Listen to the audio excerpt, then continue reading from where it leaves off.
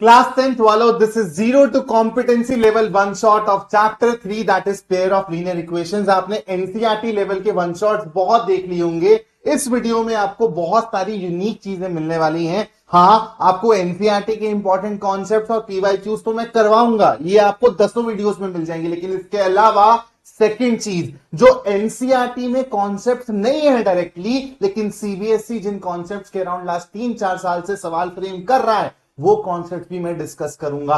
Number 3, मैं कुछ नए कॉन्सेप्ट, कुछ नए सवाल भी तुम्हारे सामने रखूंगा, जो मुझे लगता है कि सीबीएसई अपकमिंग बोर्ड एग्जाम्स में इन कॉन्सेप्ट्स के अराउंड तुमको टेस्ट कर सकती है। तो तुमको समझ आ गया होगा कि ये एक अलग वीडियो है, और इसी टाइप की वीडियो मैंने चैप्टर 1 चैप्टर 2 के लिए बनाई हुई है, आप जाके जरूर देख लेना। तो चलो यार, लीनियर इक्वेशंस की दुनिया में जंप मारते हैं। सबसे पहले हमको ये समझना पड़ेगा दोस्तों कि एक्सप्रेशन और इक्वेशंस में फर्क क्या होता है। ठीक है, 2 मिनट में आपको चीजें क्लियर कर दूंगा, और उससे आपके दिमाग में ना आपके चैप्टर के ऑर्डर भी बैठ जाएंगे। बस 2 मिनट देना।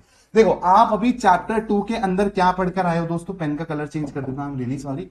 चैप्टर 2 के अंदर आप पढ़कर आए हो अलजेब्रिक एक्सप्रेशन, और वो भी एक ऐसी एक्सप्रेशन जहां पे वेरिएबल की पावर होल नंबर हो सकती है, जिसको हम लोग पॉलिनोमियल्स बोलते हैं।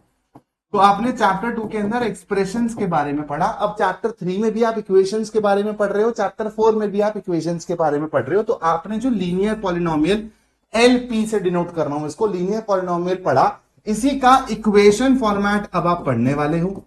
और उसके बाद आपने जो क्वाड्रेटिक पॉलिनोमियल पढ़ा था, उसका इक्वेशन फॉर्मेट आप चैप्टर 4 में पढ़ोगे। ठीक है, तो ये अपन लोग चैप्टर 3 में पढ़ रहे हैं, ये अपन लोग चैप्टर 4 में पढ़ रहे हैं। अब ध्यान से समझना कि ये पॉलिनोमियल या फिर एक्सप्रेशन से इक्वेशन फॉर्मेट डिफरेंट कैसे होता है। इस चीज को विजुअलाइज करना बहुत ज्यादा जरूरी है दोस्तों। जैसे मान लो मैंने बोला कि a equals x times y, तो आप बोलोगे सर ये ना एक एक्सप्रेशन है, एरिया ऑफ रेक्टेंगल की तरह की एक्सप्रेशन है, जहां पर x को मैं लेंथ मान लेता हूं, y को मैं विड्थ मान लेता हूं, या फिर ब्रेथ मान लेता हूं। अब इसी को ही अगर मैं ऐसे लिख दूं कि 5 इक्वल्स x टाइम्स y, तो ये एक क्या है बेटा? ये एक जनरल चीज है। ठीक है, expression is a general thing, कि जैसे जैसे आप वैल्यूज डालोगे वैसे वैसे आपको एक्सप्रेशन की वैल्यूज मिलती जाएंगी, जो हमने चैप्टर 2 में सीखा।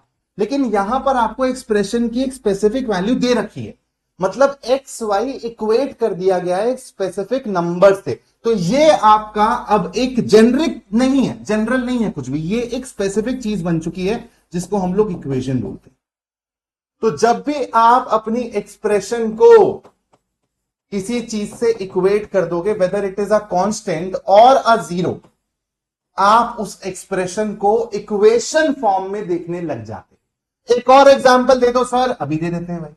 जैसे मान लो मैंने एक और एक्सप्रेशन लिख दी कि x capital X equals 2t plus 4y। ठीक है, ये एक एक्सप्रेशन है, इसकी वैल्यू मिलेगी जैसे जैसे आप t और y की वैल्यू सब्स्टिट्यूट करते चले जाओगे अपने मन से। लेकिन अगर मैं बोल दूं कि मेरे को ये जनरल से एक स्पेसिफिक पे जाना है, ध्यान से, क्योंकि मैं पूरी 10th में ना ये चीज बहुत यूज करता हूं, तो आपको इसको पकड़ना है, जनरल टू स्पेसिफिक। इसका मतलब क्या है कि सर अभी ना ये एक ब्रह्मांड है, जहां पे इस कैपिटल एक्स की बहुत सारी वैल्यूज है। इस ब्रह्मांड में मैंने एक स्पेसिफिक मेंबर को पकड़ लिया। कौन से मेंबर को पकड़ लिया? मान लो ऐसे मेंबर को पकड़ लिया। तो ये अब आपकी एक इक्वेशन बन गई है। ठीक है, तो एक्सप्रेशन टू इक्वेशन और कुछ नहीं है, एक जनरल चीज से, एक यूनिवर्स से जब आप एक स्पेसिफिक मेंबर उठा लेते हो, उसी को ही इक्वेशन बोला है। बात समझ आ गई? अगर इतनी बात चमक गई है, अब हम रेडी हैं लीनियर इक्वेशंस को समझने के लिए। तो अब लीनियर इक्वेशंस को समझने के लिए हमको 2 चीजें समझनी पड़ेगी। लीनियर इक्वेशंस 2 टाइप की हो सकती हैं दोस्तों, linear equation in 1 variable and linear equation in 2 variable. Linear equation in 1 variable आपका इस टाइप से दिखेगा। ठीक है, ये यहां पर अब x की जगह कोई और वेरिएबल भी हो सकता है, y भी हो सकता है, t भी हो सकता है, z भी हो सकता है, लेकिन एक ही वेरिएबल होगा। इसलिए लीनियर इक्वेशन, लीनियर का मतलब क्या है कि भाई जो आपका वेरिएबल है उसकी हाईएस्ट पावर क्या है दोस्तों? 1 है। अपने वेरिएबल की हाईएस्ट पावर क्या है दोस्तों? 1। और एक ही वेरिएबल है, इसलिए लीनियर इक्वेशन इन 1 वेरिएबल।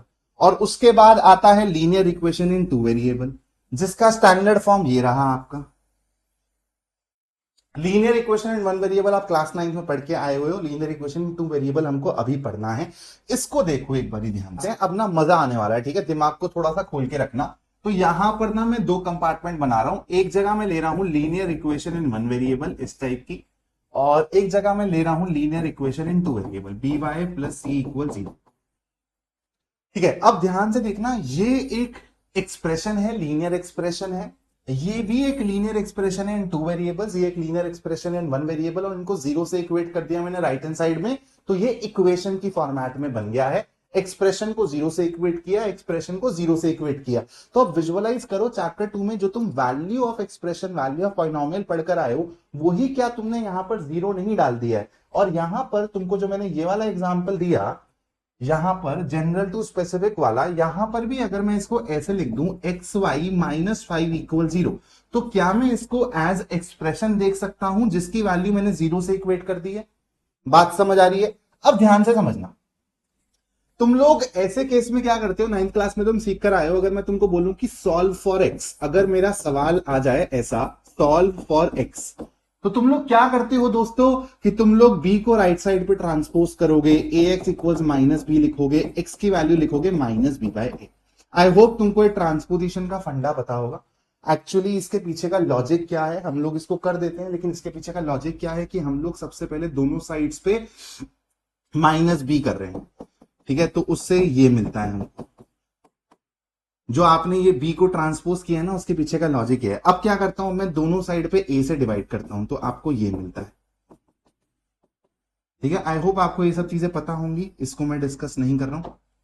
अब देख, यहां पर तुमने जो ये सॉल्व फॉर एक्स किया है, इसका मतलब क्या है कि तुम इस इक्वेशन का सॉल्यूशन निकालने की कोशिश कर रहे हो। इसका मतलब क्या है, इसको सॉल्यूशन भी बोला जाता है, रूट भी बोला जाता है। जैसे पॉलिनोमियल वाले चैप्टर में जब तुम अपने एक्सप्रेशन को जीरो से इक्वेट कर रहे थे और एक्स की वैल्यूज ढूंढ रहे थे, जहां पर ये हो रहा है तुम उसको जीरोस बोल रहे थे, बोलो हाँ या ना। यहां पर इस इक्वेशन में जब तुम x की ऐसी वैल्यूज देख रहे हो जो इस चीज को सेटिस्फाई कर जाए, तो तुम उसको सॉल्यूशंस या फिर रूट्स बोलते हो। तो यहां पर this is nothing but this is the solution of this equation. तो अगर मैं तुमसे पूछूं linear equation in one variable के कितने सॉल्यूशन होते हैं, तो तुमको एक यूनिक सॉल्यूशन मिलता है। ठीक है, एक यूनिक सॉल्यूशन मिलता है, इक्वेशन की फॉर्मेट में बात कर रहा हूं, ठीक है, ध्यान रखना। अगर मैं इसके ऊपर बात करूं, यार मेरे को ना इसके सॉल्यूशन के ऊपर थोड़ा सा सोचना है, यानी कि x और y की ऐसी वैल्यूज चाहिए जो ax plus b Y plus c को जीरो के इक्वल लाके खड़ा कर दे। तो अब मैं यहां पर ना एक स्पेसिफिक एग्जांपल लेता हूं, जैसे मान लो मैं ले रहा हूं 2x plus 3y minus 6 equal 0। तो अगर मैं दोस्तों x की वैल्यू 3 डाल दूं और y की वैल्यू 0 डाल दूं, तो क्या इक्वेशन सेटिस्फाई हो जाएगी? तुम लोग बोलोगे यस सर हो जाएगी। अगर मैं y की जगह 2 डाल दूं और x की जगह 0 डाल दूं, तो क्या इक्वेशन सेटिस्फाई हो जाएगी? तुम लोग बोल दोगे हो जाएगी। तुमको पता है एक्चुअली ऐसी बहुत सारी वैल्यूज x और y की तुम निकाल सकते हो, ढूंढ सकते हो, जिसके लिए ये चीज सेटिस्फाई होगी। यानी कि linear equation in two variable के इनफाइनाइट सॉल्यूशंस होते हैं। इस चीज को प्लीज लिख लेना, मेंटल नोट बना लेना। अब मेरी बात को ध्यान से सुनो, ये बहुत इंपॉर्टेंट है, इसमें बच्चे कंफ्यूज होते हैं। अभी मैं इनको इक्वेशंस के पर्सपेक्टिव से देख रहा हूं। अगर मैं सिर्फ और सिर्फ इसको देखूं, ठीक है, और सिर्फ इसको देखूं और इनके ग्राफ्स के हिसाब से सोचूं कि ज्योमेट्रिकली ये लोग कैसे दिखेंगे, ग्राफ पे प्लॉट करने पे ये लोग कैसे दिखेंगे, तो इक्वेशंस ग्राफ पे प्लॉट नहीं करी जाती है। ध्यान से समझना, जैसे इससे आपको ना पूरी चीज समझ जाएगी। जैसे मान लो कोई ना क्वाड्रेटिक पॉलिनोमियल है, y equals a x square plus b x plus c, और इसको इक्वेशन फॉर्मेट में देखने का तरीका क्या है कि a x square plus b x plus c को जीरो से इक्वेट कर दो। तो ये y इक्वल जीरो ही तो है। y इक्वल जीरो का मतलब क्या होता है? X axis. तो चलो मैं एक काम करता हूं, रैंडमली ना एक्स और y एक्सिस बना दो। तो मतलब ये चीज जो है ना, ये और कुछ नहीं रिप्रेजेंट कर रही है, ये वाली चीज और ये वाली चीज, जहां पर आपका a x square plus b x plus c y equal zero के बराबर हो रहा है। तो ये चीज के लिए आप क्या करते हो? सॉल्व करते हो for values of x, for which equation holds true. इसको सॉल्यूशन भी बोलते हैं और रूट्स भी बोलते हैं, मैंने आपको बता दिया। ठीक है, तो ध्यान रखना, इक्वेशन का ग्राफ नहीं बनाया जाता। इक्वेशन का मतलब है कि आपको x की वैल्यूज के लिए सॉल्व करना है, y की वैल्यूज के लिए सॉल्व करना है, जो भी आपका वेरिएबल है वहां पर। लेकिन जब आप इसको एक एक्सप्रेशन की तरह देखते हो, पॉलिनॉमियल की तरह देखते हो, तो आपको उसको ज्योमेट्रिकली, ग्राफिकली विजुअलाइज करना होता है। जैसे अगर मैं बोलूं कि मैंने एक linear equation in one variable ले लिया, मैंने इसको सॉल्व करा, मेरे को पता है कि ये आ गया मेरे पास, ये इसका यूनिक सॉल्यूशन हो गया, ये एक पॉइंट को रिप्रेजेंट करेगा। ठीक है, एक्स की वैल्यू जहां पर भी माइनस बी बाय ए होगी। एक काम करते हैं, इसको ना स्पेसिफिक लेके करते हैं तो और तुमको चमकेगा। जैसे मान लो मैंने ले लिया 2x माइनस 5 इक्वल 0, तो मैंने इसको सॉल्व किया दोस्तों, तो मेरे को x की वैल्यू 5/2 मिली। तो मेरे को पता है कि ये एक यूनिक पॉइंट है x इक्वल्स 2.5 वाला, और ये मेरा यहां पर है कहीं, मान लेते हैं। तो ये तो मैंने इसको इक्वेशन की तरह देख लिया, और मैंने x की वो वैल्यू देख ली जिसके लिए ये इक्वेशन सेटिस्फाई कर रही है, तो इसका यूनिक सॉल्यूशन मिल गया। अब मैं कह रहा हूं कि आपको इसी को ही एक ग्राफ की तरीके से देखना है, यानी कि 2x माइनस 5 को एक्सप्रेशन की तरह देखो और इसका ग्राफ विजुअलाइज करने की कोशिश करो। तो आपको ये ऑलरेडी मैं चैप्टर 2 में बता चुका हूं कि x equal C, y equal C का ग्राफ लाइन ग्राफ होता है पैरेलल टू x एक्सिस और y एक्सिस। ठीक है, अकॉर्डिंग टू द सिचुएशन। जैसे ये x इक्वल्स 5/2 है, तो इसके साथ y की सारी वैल्यूज जाएंगी from minus infinity two plus infinity. तो इसका लाइन ग्राफ अगर मैं बनाना चाहूं, इसका एक्सप्रेशन सोच के, तो वो ऐसा बनेगा। तो linear equation in one variable का अगर आप उसको एक्सप्रेशन की तरह सोच के उसका ग्राफ प्लॉट करना चाहो, तो उसका ग्राफ या तो एक्स एक्सिस या तो वाई एक्सिस के पैरेलल आएगा। ये चीज आपको मैं सेकंड चैप्टर में भी बता चुका हूं, इसको अब आप बेटर तरीके से रिलेट कर पा रहे हो। और यहां पे देखो, एक और तुमको चीज बताता हूं, क्या तुम इसको ऐसे लिख सकते हो,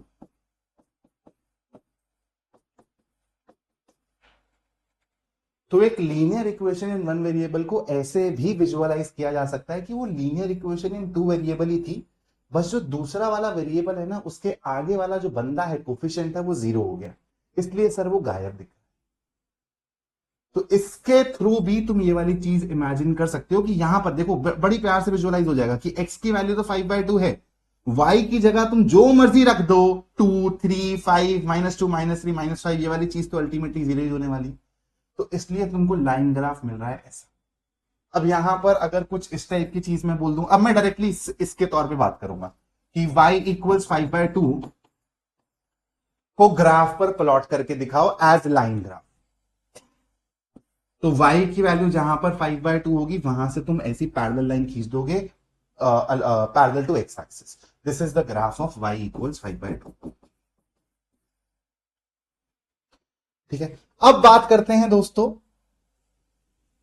linear equation in two variable को ज्योमेट्रिकली कैसे देखा जाए, वो क्या रिप्रेजेंट करता है। ठीक है, तो कोई सी भी linear equation in two variable को आपको प्लॉट करना है, तो आपको 2 पॉइंट की रिक्वायरमेंट होती है। सर इसका मतलब क्या, आप एक बात बताओ, अगर मैं आपको सिर्फ एक पॉइंट दे दूं, देखो linear equation in two variable again एक लाइन ग्राफ को रिप्रेजेंट करती है। अगर सिर्फ एक पॉइंट दे दूं, तो एक पॉइंट से तो यार इनफाइनाइट लाइंस गुजर सकती है। लेकिन linear equation in two variable तो एक स्पेसिफिक केस है ना। तो मतलब अगर आपने किसी भी given linear equation in two variables के लिए 2 पॉइंट्स फिगर आउट कर लिए जो उस पर लाई कर रहे हैं, आप उस लाइन को बहुत प्यार से विजुअलाइज कर सकते हैं, ड्रॉ कर सकते हैं। और ये 2 पॉइंट्स के लिए बेस्ट तरीका होता है, एक बारी आप x को 0 डालो और y की वैल्यू निकाल लो, दूसरी बारी आप y को 0 डालो और x की वैल्यू निकालो। थोड़ी सी एक्स्ट्रा चीज बता देता हूं जो 11th क्लास में जाके पढ़ोगे, क्योंकि सीबीएसई इसके अराउंड पूछ सकता है। और स्टार्टिंग में बोला नई चीजें कराऊंगा जो मुझे लगता है कि सीबीएसई पूछ सकता है। इसको बोलते हैं दोस्तों, जहां पर तुम x की वैल्यू 0 डाल रहे हो, x की वैल्यू 0 डालने का मतलब सोचो, वहां पर तुमको जो भी y की वैल्यू मिल रही है, मतलब ये वो वाला पॉइंट होगा जहां पर लाइन मेरा y एक्सिस को कट कर रही होगी। तो इसको हम लोग y इंटरसेप्ट भी बोलते हैं, और इसको हम लोग एक्स इंटरसेप्ट भी बोलते हैं। ठीक है, लिख लेना, ये तुम्हारी एनसीईआरटी और बुक्स वगैरह में नहीं मिलेगा, एक्स्ट्रा चीज बता रहा हूं। काम आ सकती है ये, इसलिए बता रहा हूं, ठीक है। सीबीएसई इनके अराउंड पूछ सकता है सवाल। तो चलो यार कहानी को आगे बढ़ाते हैं, ठीक है, क्योंकि सवालों में बहुत मजा आएगा। इस चैप्टर की थ्योरी बहुत आसान है, उतना ज्यादा कुछ है नहीं, लेकिन सवाल मजेदार है इस चैप्टर में। तो यहां पर भाई मेरे पास ये एक इक्वेशन दी हुई है 2x माइनस 5y इक्वल्स 10। तो मैंने एक बार x को 0 पुट किया तो मेरे को y की वैल्यू मिल गई -2। This is my first point जो मैं यूज करने वाला हूं। एक बार ही मैं y की वैल्यू 0 डालूंगा तो x की वैल्यू मेरे को 5 मिल गई। This is my second point. तो ये मेरा फर्स्ट पॉइंट है, ये मेरा सेकंड पॉइंट है। देखो मैंने दोनों पॉइंट्स को प्लॉट करा और मैंने लाइन बना दी। This is the line representing 2x minus 5y equals 10। तो linear equation in two variable को अगर आप ज्योमेट्रिकली उसका ग्राफ बनाना चाहो, एक्सप्रेशन फॉर्म में उसका ग्राफ बनाना चाहो, तो आपको ऐसा इंक्लाइंड स्लैंट लाइन मिलती है जो आप चैप्टर 2 में पढ़कर आए हुए हो, ठीक है। तो इस तरीके से आपको ग्राफ ड्रॉ करना होता है। और यहां पर देखो ये वाला जो पॉइंट है और जो ये वाला पॉइंट है, ये आपको जैसे ये वाला पॉइंट आपको y इंटरसेप्ट बता रहा है, ये वाला पॉइंट आपको x इंटरसेप्ट बता रहा है। सर इसका मतलब क्या होता है? इंटरसेप्ट का मतलब है कटिंग।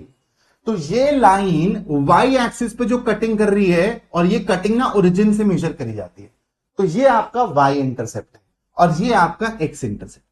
अगर मैं लेंथ पूछ लूं इसकी, तो इसकी लेंथ है 2 यूनिट्स और इसकी लेंथ है 5 यूनिट्स। इस पे सवाल आते हैं, एरिया ऑफ ट्राइंगल पूछा जाता है ऐसे ग्राफ बना के, आपने पीवाईक्यूज में देखे होंगे ऐसे सवाल। तो चलो भाई थोड़ा सा और आगे बढ़ते हैं।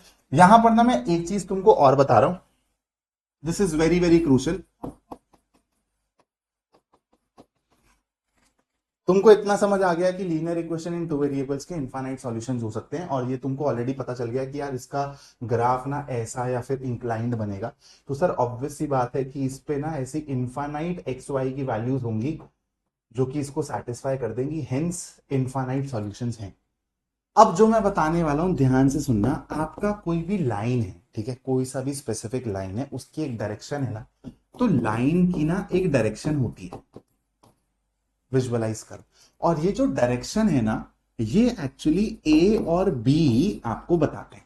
आपको अभी के लिए सिर्फ इतना जानना है, 11th क्लास में सारी चीजें आपको बहुत अच्छे से समझ आएंगी जब आप स्ट्रेट लाइंस पढ़ रहे होगे। अभी मैंने क्या बोला, लाइन की डायरेक्शन ए और बी पे डिपेंडेंट होती है। ए और बी डिसाइड करते हैं कि लाइन की डायरेक्शन कैसी होगी। तो अब एक बात बताओ मेरे को, अगर दो लाइंस की डायरेक्शन 2D स्पेस में, ठीक है, दो लाइंस की डायरेक्शन 2D स्पेस में अगर अलग अलग है, तो ऑब्वियस सी बात है कि वो इंटरसेक्ट करेंगे। अगर दो लाइंस की डायरेक्शन सेम है, जो मेरे को ए बी से फिगर आउट हो सकता है, तो या तो वो ऐसा पैरेलली चल रहे होंगे, डायरेक्शन सेम है लेकिन एक डिस्टेंस है दोनों के बीच में जिस पे वो रन कर रहे हैं, या फिर डायरेक्शन सेम है और एक दूसरे के ऊपर ओवरराइड कर दिया। तो यही 3 केस आपने पढ़े हैं, इन्हीं 3 केस के ऊपर अपन लोग बात करने वाले हैं। अब डिस्कशन को आगे बढ़ाते हैं, मेरी बात को ध्यान से सुनो। अभी तक हम लोग linear equation in two variables के ऊपर चर्चा कर रहे हैं। चैप्टर का नाम है pair of linear equation in two variables. आपको इस चैप्टर में यह भी सीखना है कि linear equation in two variables के इनफाइनाइट सॉल्यूशंस होते हैं, उसका ग्राफ कैसे प्लॉट किया जाता है एंड सो ऑन, जो हम सीख चुके हैं। लेकिन एक्चुअल मुद्दा क्या है, जब आप किसी भी सिंगल लाइन को लोगे तो आपको पता है उसके इनफाइनाइट सॉल्यूशंस है। लेकिन अगर हम पेयर ले लें, पेयर ऑफ लीनियर इक्वेशंस ले लें, और फिर हम चर्चा करें कि इनके कॉमन सॉल्यूशंस के ऊपर चर्चा हो, यही हमारा नेक्स्ट टॉपिक है। और यही आपको अब यहां से रिलेट करना है कि अगर दो लाइंस हैं तो वो ऐसे भी इंटरैक्ट कर सकती हैं, ऐसे भी इंटरैक्ट कर सकती हैं, ऐसे भी इंटरैक्ट कर सकती हैं। इस वाले केस में आपको ये चीज कॉमन दिख रही है, यानी कि यहां पर वन कॉमन सॉल्यूशन है। अभी इनके ऊपर और चर्चा करूंगा, अभी आपको बस मैं हल्का हल्का कॉन्सेप्ट परोस रहा हूं, अभी तो असली मजा आना बाकी है दोस्तों। यहां पर भी आपको पेयर ऑफ लाइंस दिख रहा है, पेयर ऑफ लीनियर इक्वेशंस दिख रहा है, लेकिन इनके बीच में कुछ भी कॉमन नहीं है। तो that is why this is the case of no solution. अगर मैं अब से पेयर के ऊपर बात कर रहा हूं और मैं बोलूं सॉल्यूशन, तो ऑटोमेटिकली समझ जाना कि कॉमन आगे लगा हुआ है, ठीक है, क्योंकि हम कॉमन सॉल्यूशन के ऊपर चर्चा करते हैं। और यहां पर तो देखो लाइन एक दूसरे के ऊपर ओवरराइड कर गई, तो यहां पर तो आपके इनफाइनाइट सॉल्यूशंस हो जाए, ठीक है, बात समझ आ गई। तो ये बहुत इंपॉर्टेंट है, जब आप दो लाइंस को ले लो तो फिर वहां से पेयर ऑफ लीनियर इक्वेशंस बनती हैं, और पेयर ऑफ लीनियर इक्वेशंस वाले केस में we talk about common solutions की दो लाइंस आपस में 2D स्पेस में कैसे कैसे इंटरेक्ट कर सकती हैं। और पेयर ऑफ लीनियर इक्वेशंस की जब बात होगी तो हम लोग ऐसी इक्वेशंस लेंगे जहां पे हमारे सेट ऑफ वेरिएबल सेम है, कि यहां पर एक्स वाई है तो दोस्तों यहां पर भी एक्स वाई है, ऐसा नहीं कि यहां पर एक्स वाई ले लिया और यहां पर कोई अल्फा बीटा ले लिया। ठीक है, इस चीज का अपन लोग ध्यान रखें। चलो भाई चलते हैं थोड़ा सा और आगे। अब आ रहे हैं भाई कि सॉल्यूशन का मतलब क्या है, तो मैं आपको बता चुका हूं कि यहां पर कॉमन सॉल्यूशन के ऊपर हम लोग चर्चा करते हैं, जो कि यूनिक सॉल्यूशन भी हो सकता है, नो सॉल्यूशन भी हो सकता है, नो कॉमन सॉल्यूशन, या फिर इनफाइनाइट कॉमन सॉल्यूशन भी हो सकते हैं। ये सारी चीजें मैं तुम लोगों को ऑलरेडी डिस्कस कर चुका हूं। थोड़ा सा और आगे बढ़ रहे हैं। Again this is the discussed case कि अगर आपकी दो लाइंस हैं तो किस किस तरीके से इंटरेक्ट कर सकती हैं। They can be intersecting case, जहां पर अपने को वन कॉमन सॉल्यूशन मिल रहा है, this is no solution case, और जिनको पैरेलल लाइंस भी बोला जाता है। यहां पर आप लोगों का जीरो सॉल्यूशन है, जीरो कॉमन सॉल्यूशन, और ये है आपका कोइंसाइडिंग केस। ठीक है, तो इनके थोड़े थोड़े नए नए नाम भी हैं जो मैं आप लोगों को बता देता हूं। This is called intersecting case, intersecting case, जहां पर अपना यूनिक सॉल्यूशन मिलता है। यूनिक कॉमन सॉल्यूशन नहीं बोल रहा हूं, समझ जाना। फिर आता है अपना पैरेलल लाइंस वाला केस, और ये सारी चीज ए और बी गवर्न करते हैं। ए और बी क्योंकि डायरेक्शन बताते हैं, तो दो लाइंस की डायरेक्शन अगर अलग है 2D में तो ऑब्वियसली बात है वो इंटरसेक्ट करेंगे, तो ये वाला केस मिलता है। दो लाइंस की अगर डायरेक्शन सेम है जो कि ए बी गवर्न कर रहे हैं, तो या तो वो पैरेलल होंगी या तो वो कोइंसाइडिंग लाइंस होंगी। ठीक है, तो this is called parallel lines, जिसको हम लोग नो सॉल्यूशन वाला केस भी बोलते हैं। और this is called, I hope यार मेरा माइक चल रहा हो, है ना, हाँ, and this is called coinciding case, जिसको हम लोग इनफाइनाइट सॉल्यूशन वाला केस भी बोलते हैं। यहां पर मैं आपको दो टर्म्स और दे रहा हूं, consistent system and inconsistent system, consistent and inconsistent. Consistent and inconsistent का मतलब क्या होता है? कंसिस्टेंट सिस्टम का मतलब है जहां पर आपको सॉल्यूशंस मिले, यूनिक मिले, इनफाइनाइट मिले, आई डोंट केयर, यानी कि ये वाला केस और ये वाला केस आपका कंसिस्टेंट सिस्टम के अंदर आने वाला है। तो कंसिस्टेंट सिस्टम का मतलब होता है वेयर सॉल्यूशन इज देयर, तो दिस इज 1 and 3 वाला। इनकंसिस्टेंट का मतलब है कि मेरे को कोई कॉमन सॉल्यूशन नहीं मिल रहा है, तो यहां पर मेरा पैरेलल वाला केस आता है। तो ये चीजें भी, ये टर्म्स भी सीबीएसई यूज करता है। आपको पता होना चाहिए कि ऐसा दे देगा वो कि फाइंड द वैल्यू ऑफ के for which this system is inconsistent, तो आपको पैरेलल लाइंस वाला केस लगा के वैल्यू निकालनी पड़ेगी। इसके अलावा डिपेंडेंट लाइंस, हाँ, this is also a term.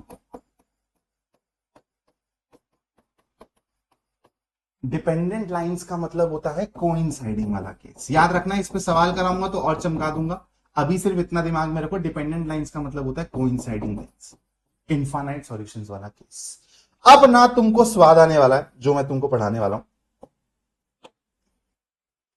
आपको मैं फॉर्मूला नहीं बता रहा हूं, A1 A2 B1 B2 जो आपने फॉर्मूला पढ़े हैं ना रेशो वाले, वो मैं अभी नहीं बता रहा हूं। पहले मैं आपको उसका फील दे रहा हूं, फिर आप उन फॉर्मूलाज को बस अपने दिमाग में रखोगे लेकिन कभी भी यूज नहीं करोगे। Sort of a short trick आपको बता रहा हूं, मजा आ जाएगा। ये कॉन्सेप्ट्स आपको कहीं नहीं मिलने वाले हैं। तो देखो, अभी हम लोग फॉर्मूला अप्रोच नहीं कर रहे हैं। जैसे ये है मेरी फॉर्मूला अप्रोच, मैं आपको फॉर्मूला अप्रोच भी बता देता हूँ। ये मेरी फॉर्मूला अप्रोच है। आप सबको पता है कि इस तरीके से आप नेचर पता लगा सकते हो कि सॉल्यूशन किस टाइप के मिलने वाले हैं अगर दो लाइंस इंटरेक्ट करेंगी तो, पेयर ऑफ लीनियर इक्वेशंस वाले केस में। मैं आपको ये नहीं बता रहा हूं, मैं आपको बता रहा हूं कि आपको ये चीज कैसे विजुअलाइज करनी है, एनालिटिकल अप्रोच क्या है इसकी। देखो, तो मेरे को ax plus b Y plus सी इक्वल 0 दिया हुआ है। मैंने को ये पता चल गया कि सर a और b जो है ना, वो मेरे को डायरेक्शन के बारे में बताते हैं इस लाइन के। ठीक है, दिस इज ट्रू। तो मैंने क्या किया, मेरे पास एक ये केस है, मैंने ऊपर वाली लाइन को फटाफट से डिकोड किया, 2x plus 3y plus 6 equal 0, और नीचे वाली लाइन को डिकोड किया 3x plus 4y plus 7 equal 0। मेरे साथ तुम लोग एक काम करो, एक ऐसे नंबर से मल्टीप्लाई करो कि यार 2 ना 3 बन जाए और 3 ना 4 बन जाए, और मेरे को बताओ कि ये पॉसिबल है या नहीं है। तो तुम बोलोगे सर अगर मैं 2 को 3/2 से मल्टीप्लाई करता हूं तो मेरा 2x 3x बन जाएगा, लेकिन अगर मैं 3 को इसी नंबर से, क्योंकि यहां पर और यहां पर सेम नंबर से मल्टीप्लाई करना जरूरी है, ठीक है। तो 2 को 3 बनाना है, 3 को 4 बनाना है, क्या ये पॉसिबल है from multiplying with the same number? ये चीज मैं बोल रहा हूं। तो आप लोग बोलोगे सर ये तो 9/2 चला जाएगा विच इज 4.5। तो आपने देखा एक और नया शब्द यूज कर रहा हूं कि यहां पर एक्स और वाई के कोफिशिएंट्स इंटर कन्वर्टेबल नहीं है, एक दूसरे में कन्वर्ट नहीं किए जा सकते कोई नंबर से मल्टीप्लाई या फिर डिवाइड करके। तो अगर आपको ऐसी चीज विजुअलाइज हो गई तो आंख बंद करके ये इंटरसेक्टिंग केस हो जाएगा। फिर केस 2 देखो, 2x plus 3y plus 6 equal 0, 4x plus 6y plus 9 equal 0।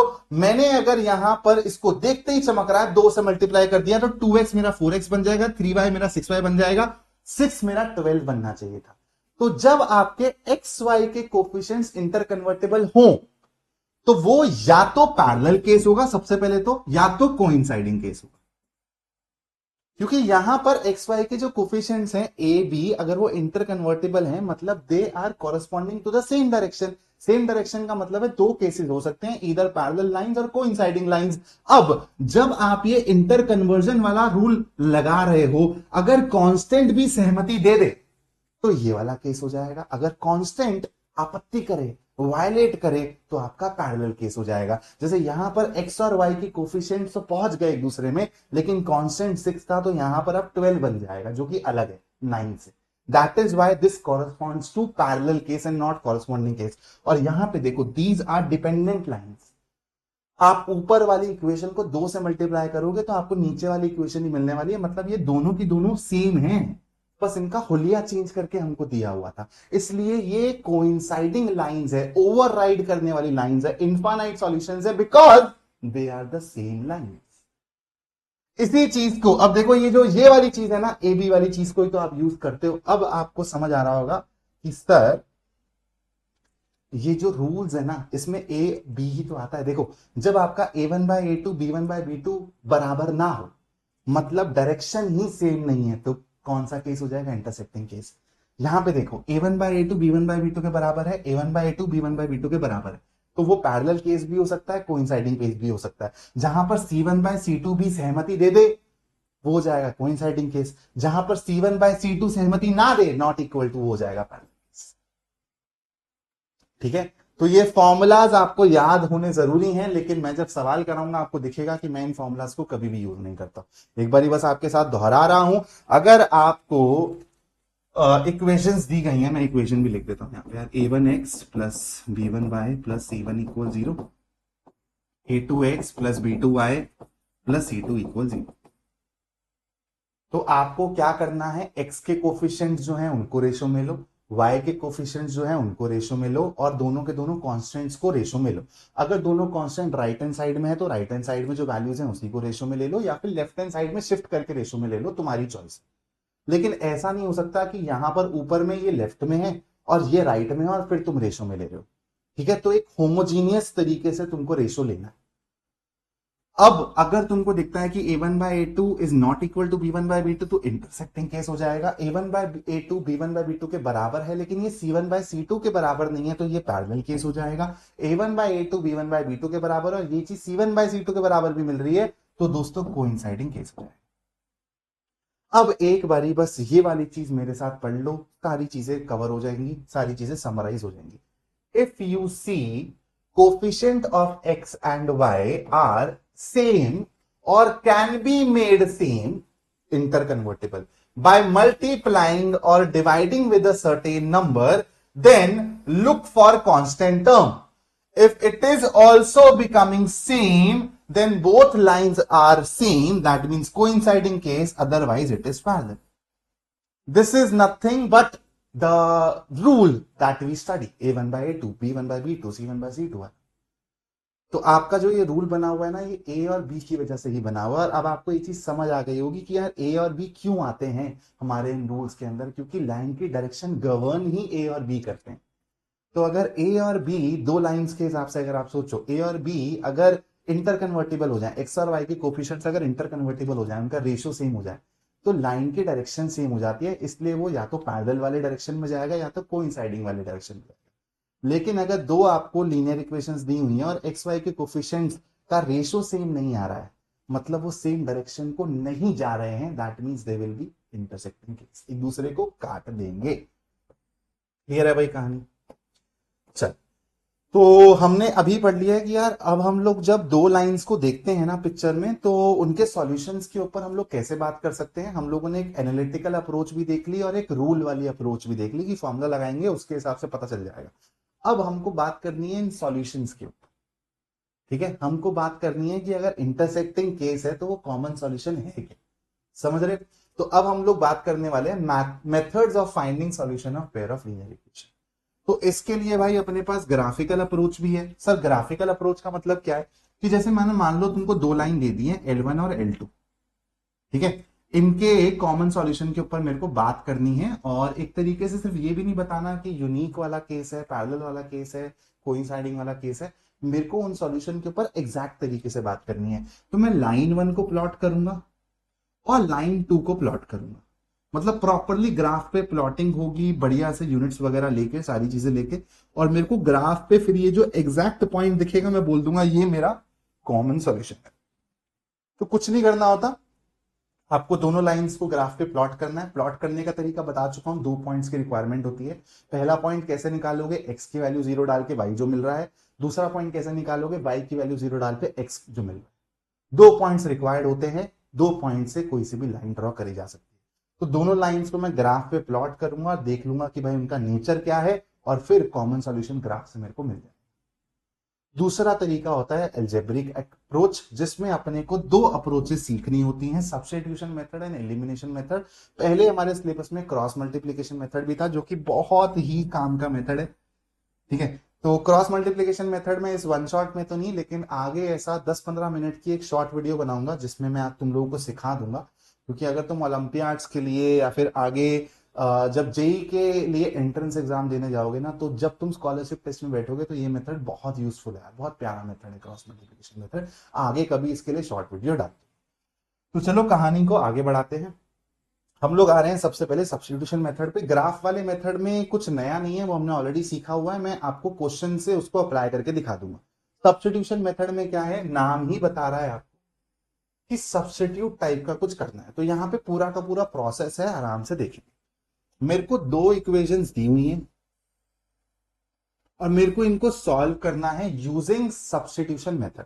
तो अब मैं ना इन दोनों में से कोई सी भी इक्वेशन पकड़ सकता हूं, कोई सी भी, दैट इज योर चॉइस। और उस इक्वेशन में क्या काम करो, एक वेरिएबल को दूसरे वेरिएबल की टर्म्स में लिख लो। Convert this in y in terms of x और x in terms of y, this is your choice. और ये चीज आप किसी भी लाइन के लिए कर सकते हो, ऊपर वाली लाइन नीचे वाली लाइन आपकी मर्जी। जैसे मैंने ऊपर वाली लाइन को चूज किया तो मैंने यहां पर x की वैल्यू निकाली इन टर्म्स ऑफ y, तो इसको मैंने राइट हैंड साइड पे भेजा, -b1y -c1 हो गया, और फिर a1 को डिवीजन में डाल दिया, कुछ डिनोमिनेटर में डाल दिया, तो x की वैल्यू मेरे को ये मिल गई। अब क्या करना होता है, ये जो आपने x या फिर y की वैल्यू निकाली है from one of the equations, put this in the other equation. इससे होगा क्या, देखो क्यों कर रहे हैं ये। जब मैं ये x की वैल्यू यहां डालूंगा तो क्या मेरी सेकंड इक्वेशन पूरी की पूरी y में कन्वर्ट हो जाएगी। और क्या ये मेरे को सॉल्व करना आता है, इस टाइप की equations, linear equation in one variable तो सॉल्व करना आता ही है ना। तो आप लोग बस यहां पर ये जो x की वैल्यू है डाल देंगे सेकंड इक्वेशन में, आपको y की टर्म्स में मिल जाएगी और सवाल सॉल्व हो जाएगा, x और y की वैल्यू मिल जाएगी। सबसे इंपॉर्टेंट है ये, क्या ये केस सिर्फ और सिर्फ जो आप अलजेब्रिक मेथड्स पढ़ते हो, ये बहुत इंपॉर्टेंट है, आपके एनसीईआरटी में भी इसका डिस्कशन नहीं है, टीचर भी नहीं बताता क्या, क्योंकि आप लोग सवाल जब करते हो अलजेब्रिक मेथड पे तो आप लोग यूनिक सॉल्यूशन वाले केसेस करते हो। तो क्या अलजेब्रिक मेथड सिर्फ और सिर्फ यूनिक सॉल्यूशंस पे चलते हैं? आपको इसका आंसर मिल जाएगा नेक्स्ट स्लाइड के ऊपर। सबसे पहले मैं एक एग्जांपल ले रहा हूं,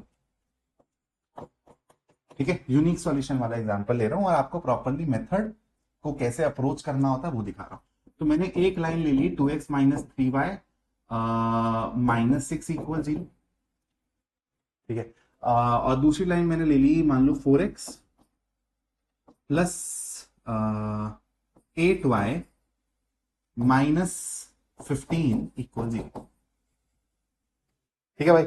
अब देखो मेरे को अगर इसके सॉल्यूशन के ऊपर बात करनी है कि उसका नेचर बताना है सिर्फ, तो मेरे को इसको सॉल्व करने की जरूरत नहीं है। नेचर के लिए मैं क्या करूंगा, 2/4 -3/8 और -6/-15, ये हो जाएगा 1/2, ये है -3/8। तो यहां पर देखो आपको पता चल रहा है कि ये इंटरसेक्टिंग वाला केस है, यूनिक सॉल्यूशन वाला केस है। तो अगर सिर्फ नेचर के बारे में बताना है तो इक्वेशंस को सॉल्व करने की जरूरत नहीं पड़ती है, हम वैसे ही बता सकते हैं नेचर के बारे में। अब मेरे को इसको सॉल्व करना है प्रॉपरली, यानी कि ये पता चल गया यूनिक सॉल्यूशन है, लेकिन वो यूनिक सॉल्यूशन है क्या। तो अब मैं कैसे सॉल्व करूंगा, तो सब्स्टिट्यूशन मेथड लगाएंगे। इसको मैं बोल रहा हूं इक्वेशन 1, इसको मैं बोल रहा हूं किसी भी एक इक्वेशन को पकड़ के एक वेरिएबल अपनी चॉइस से, चाहे वो x हो चाहे वो y हो, उसको आइसोलेट कर दो। आइसोलेट करने का मतलब क्या होता है, उसको सिंगल खड़ा कर दो, बाकी सारी चीजें दूसरी साइड पे भेज दो। तो जैसे यहां पर मैं x को आइसोलेट करना चाह रहा हूं दोस्तों, तो क्या मैं इसको ऐसे लिख सकता हूं, क्या फिर यहां से मैं x को अलग करने के लिए 2 को भी तो भेजना पड़ेगा ना भाई यहां पर। तो मैंने इसको ऐसे लिख दिया, तो मेरे को x की वैल्यू मिल गई इन terms of y from my equation 1। अब मैं क्या करूंगा, यही वैल्यू यहां पर x की सब्स्टिट्यूट करूंगा। देखो होता क्या है, तो अगर मैं यहां पे लिख दूं 4 times 3y plus 6 divided by 2 plus 8y minus 15 equal 0, क्या अब मेरी सेकेंड इक्वेशन में सिर्फ और सिर्फ y रह गया है। Linear equation in one variable बन गई है, मेरे को सॉल्व करना आता है, तो इसको सॉल्व करके मैं y की वैल्यू निकालता हूं। ठीक है, तो यहां से गया ये 2 में, तो 2 टाइम्स 3 हो जाएगा 6y plus 12 plus 8y minus 15 equal 0, and this will B 6y and 8y is 14y, and this will B minus 15, उधर जाके 15 हो जाएगा, -3 तो उधर जाके 3 हो जाएगा। तो y की वैल्यू आ रही है दोस्तों 3/40। y की आपको ये वो वाली वैल्यू मिल गई है जो इनका कॉमन सॉल्यूशन होगा ना, जो x और y होंगे। देखो कॉमन सॉल्यूशन का मतलब क्या है कि ऐसा कुछ x और y की वैल्यू होंगी जो इसको भी और इसको भी साइमल्टेनियसली सेटिस्फाई करेंगे। तो वो जो वैल्यू है ना, वो y आपको मिल गया है यहाँ पर। अब x की जरूरत है कंप्लीट करने के लिए सॉल्यूशन को, तो आप इसकी वैल्यू या तो आपने जो ये निकाला है x in terms of y वहां डाल दो, या फिर इन दोनों इक्वेशन में से कहीं पर भी डाल दो और x की वैल्यू निकाल दो। जैसे मैं यहीं पर डाल देता हूं, तो x की वैल्यू क्या हो जाएगी 3 टाइम्स 3/14 प्लस 6 डिवाइडेड बाय 2, तो this would be 9/14, 9/14 plus 6, 9/14 plus 6 करूंगा तो 14 टाइम्स 6, तो ये हो जाएगा 28, एंड देन 28 टाइम्स 3, तो ये हो जाएगा 84, है ना। तो 84 डिवाइडेड बाय 14 डिवाइडेड बाय 2, तो x की वैल्यू आ रही है 84 divided by 28, which can B simplified further. This is 21 and this is 7, and this is nothing but 3। वाह, तो x की वैल्यू आपको एकदम सिंप्लीफाई होके मिल रही है 3। तो the common solution to this problem is 3, 3/14। एक बार ये x की वैल्यू क्रॉस चेक कर लो क्या, 3 टाइम्स 3/14 प्लस 6, तो ये हो जाएगा 9/14 plus 6, 14 times 6 is 28, 28 times 3 is yes 84, so 84 plus 9, ओ गलती कर दी ना, यहां पर 84 नहीं आएगा ना दोस्तों, 84 प्लस 9 इज 93, तो answer is 93 divided by 28। X की वैल्यू अपनी ये है। ठीक है, लग ही रहा था कि y की वैल्यू इतनी गंदी आ रही है, तो x की वैल्यू इतनी सिंपल तो नहीं आनी चाहिए। तो 93 divided by 28 comma 3/14 is the answer to this.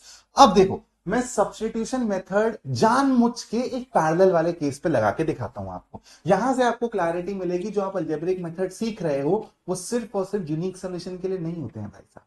आपको वो एग्जांपल्स में दिखते हैं, लेकिन आप उनसे बाकी केसेस के बारे में भी पता लगा सकते हैं। जैसे मान लो मैं एकदम ना समझ होके ना एक केस लिख रहा हूं यहाँ पे 2x minus 3y plus 6 equal 0।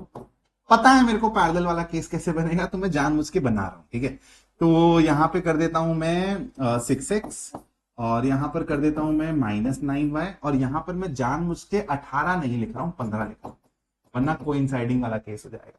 और अब मैं एकदम नासमझ होके सब्स्टिट्यूशन मेथड लगा रहा हूं। ठीक है, तो मैंने यहां से x की वैल्यू देखी, क्या आ रही है 3y माइनस 6/2, इस वैल्यू को मैं डाल रहा हूं यहां पर। तो देखो मेरा केस क्या बनेगा, 6 multiplied by 3y minus 6/2 minus 9y plus 15 equal 0। तो यहां से अगर आप इसको सॉल्व करोगे तो ये हो जाएगा 3 9y minus 6 minus 9y plus 15 equal 0। तो यहां से 9y से -9y गया, और 15 माइनस 6 इज 9, 9 इक्वल 0। तो जब आप अपने पैरेलल वाले केस को एल्जेब्रिक मेथड से सॉल्व करने की कोशिश करोगे ना, आपको इस टाइप का केस दिखता है, एब्सर्ड केस कि 9 इक्वल 0, ये तो मैथमेटिकली ही सही नहीं है। दैट मीन्स आपको ये चीज बताती है कि यहां पर सॉल्यूशन एग्जिस्ट ही नहीं करता, सॉल्यूशन एग्जिस्ट ही नहीं करता। और जब आप कोइंसाइडिंग केस के लिए ये चीज करने लगते हो ना, तो आपको नीचे क्या मिलेगा अभी बताता हूं। देखो जैसे मान लो मैंने ये वाला केस ही ले लिया दोबारा से,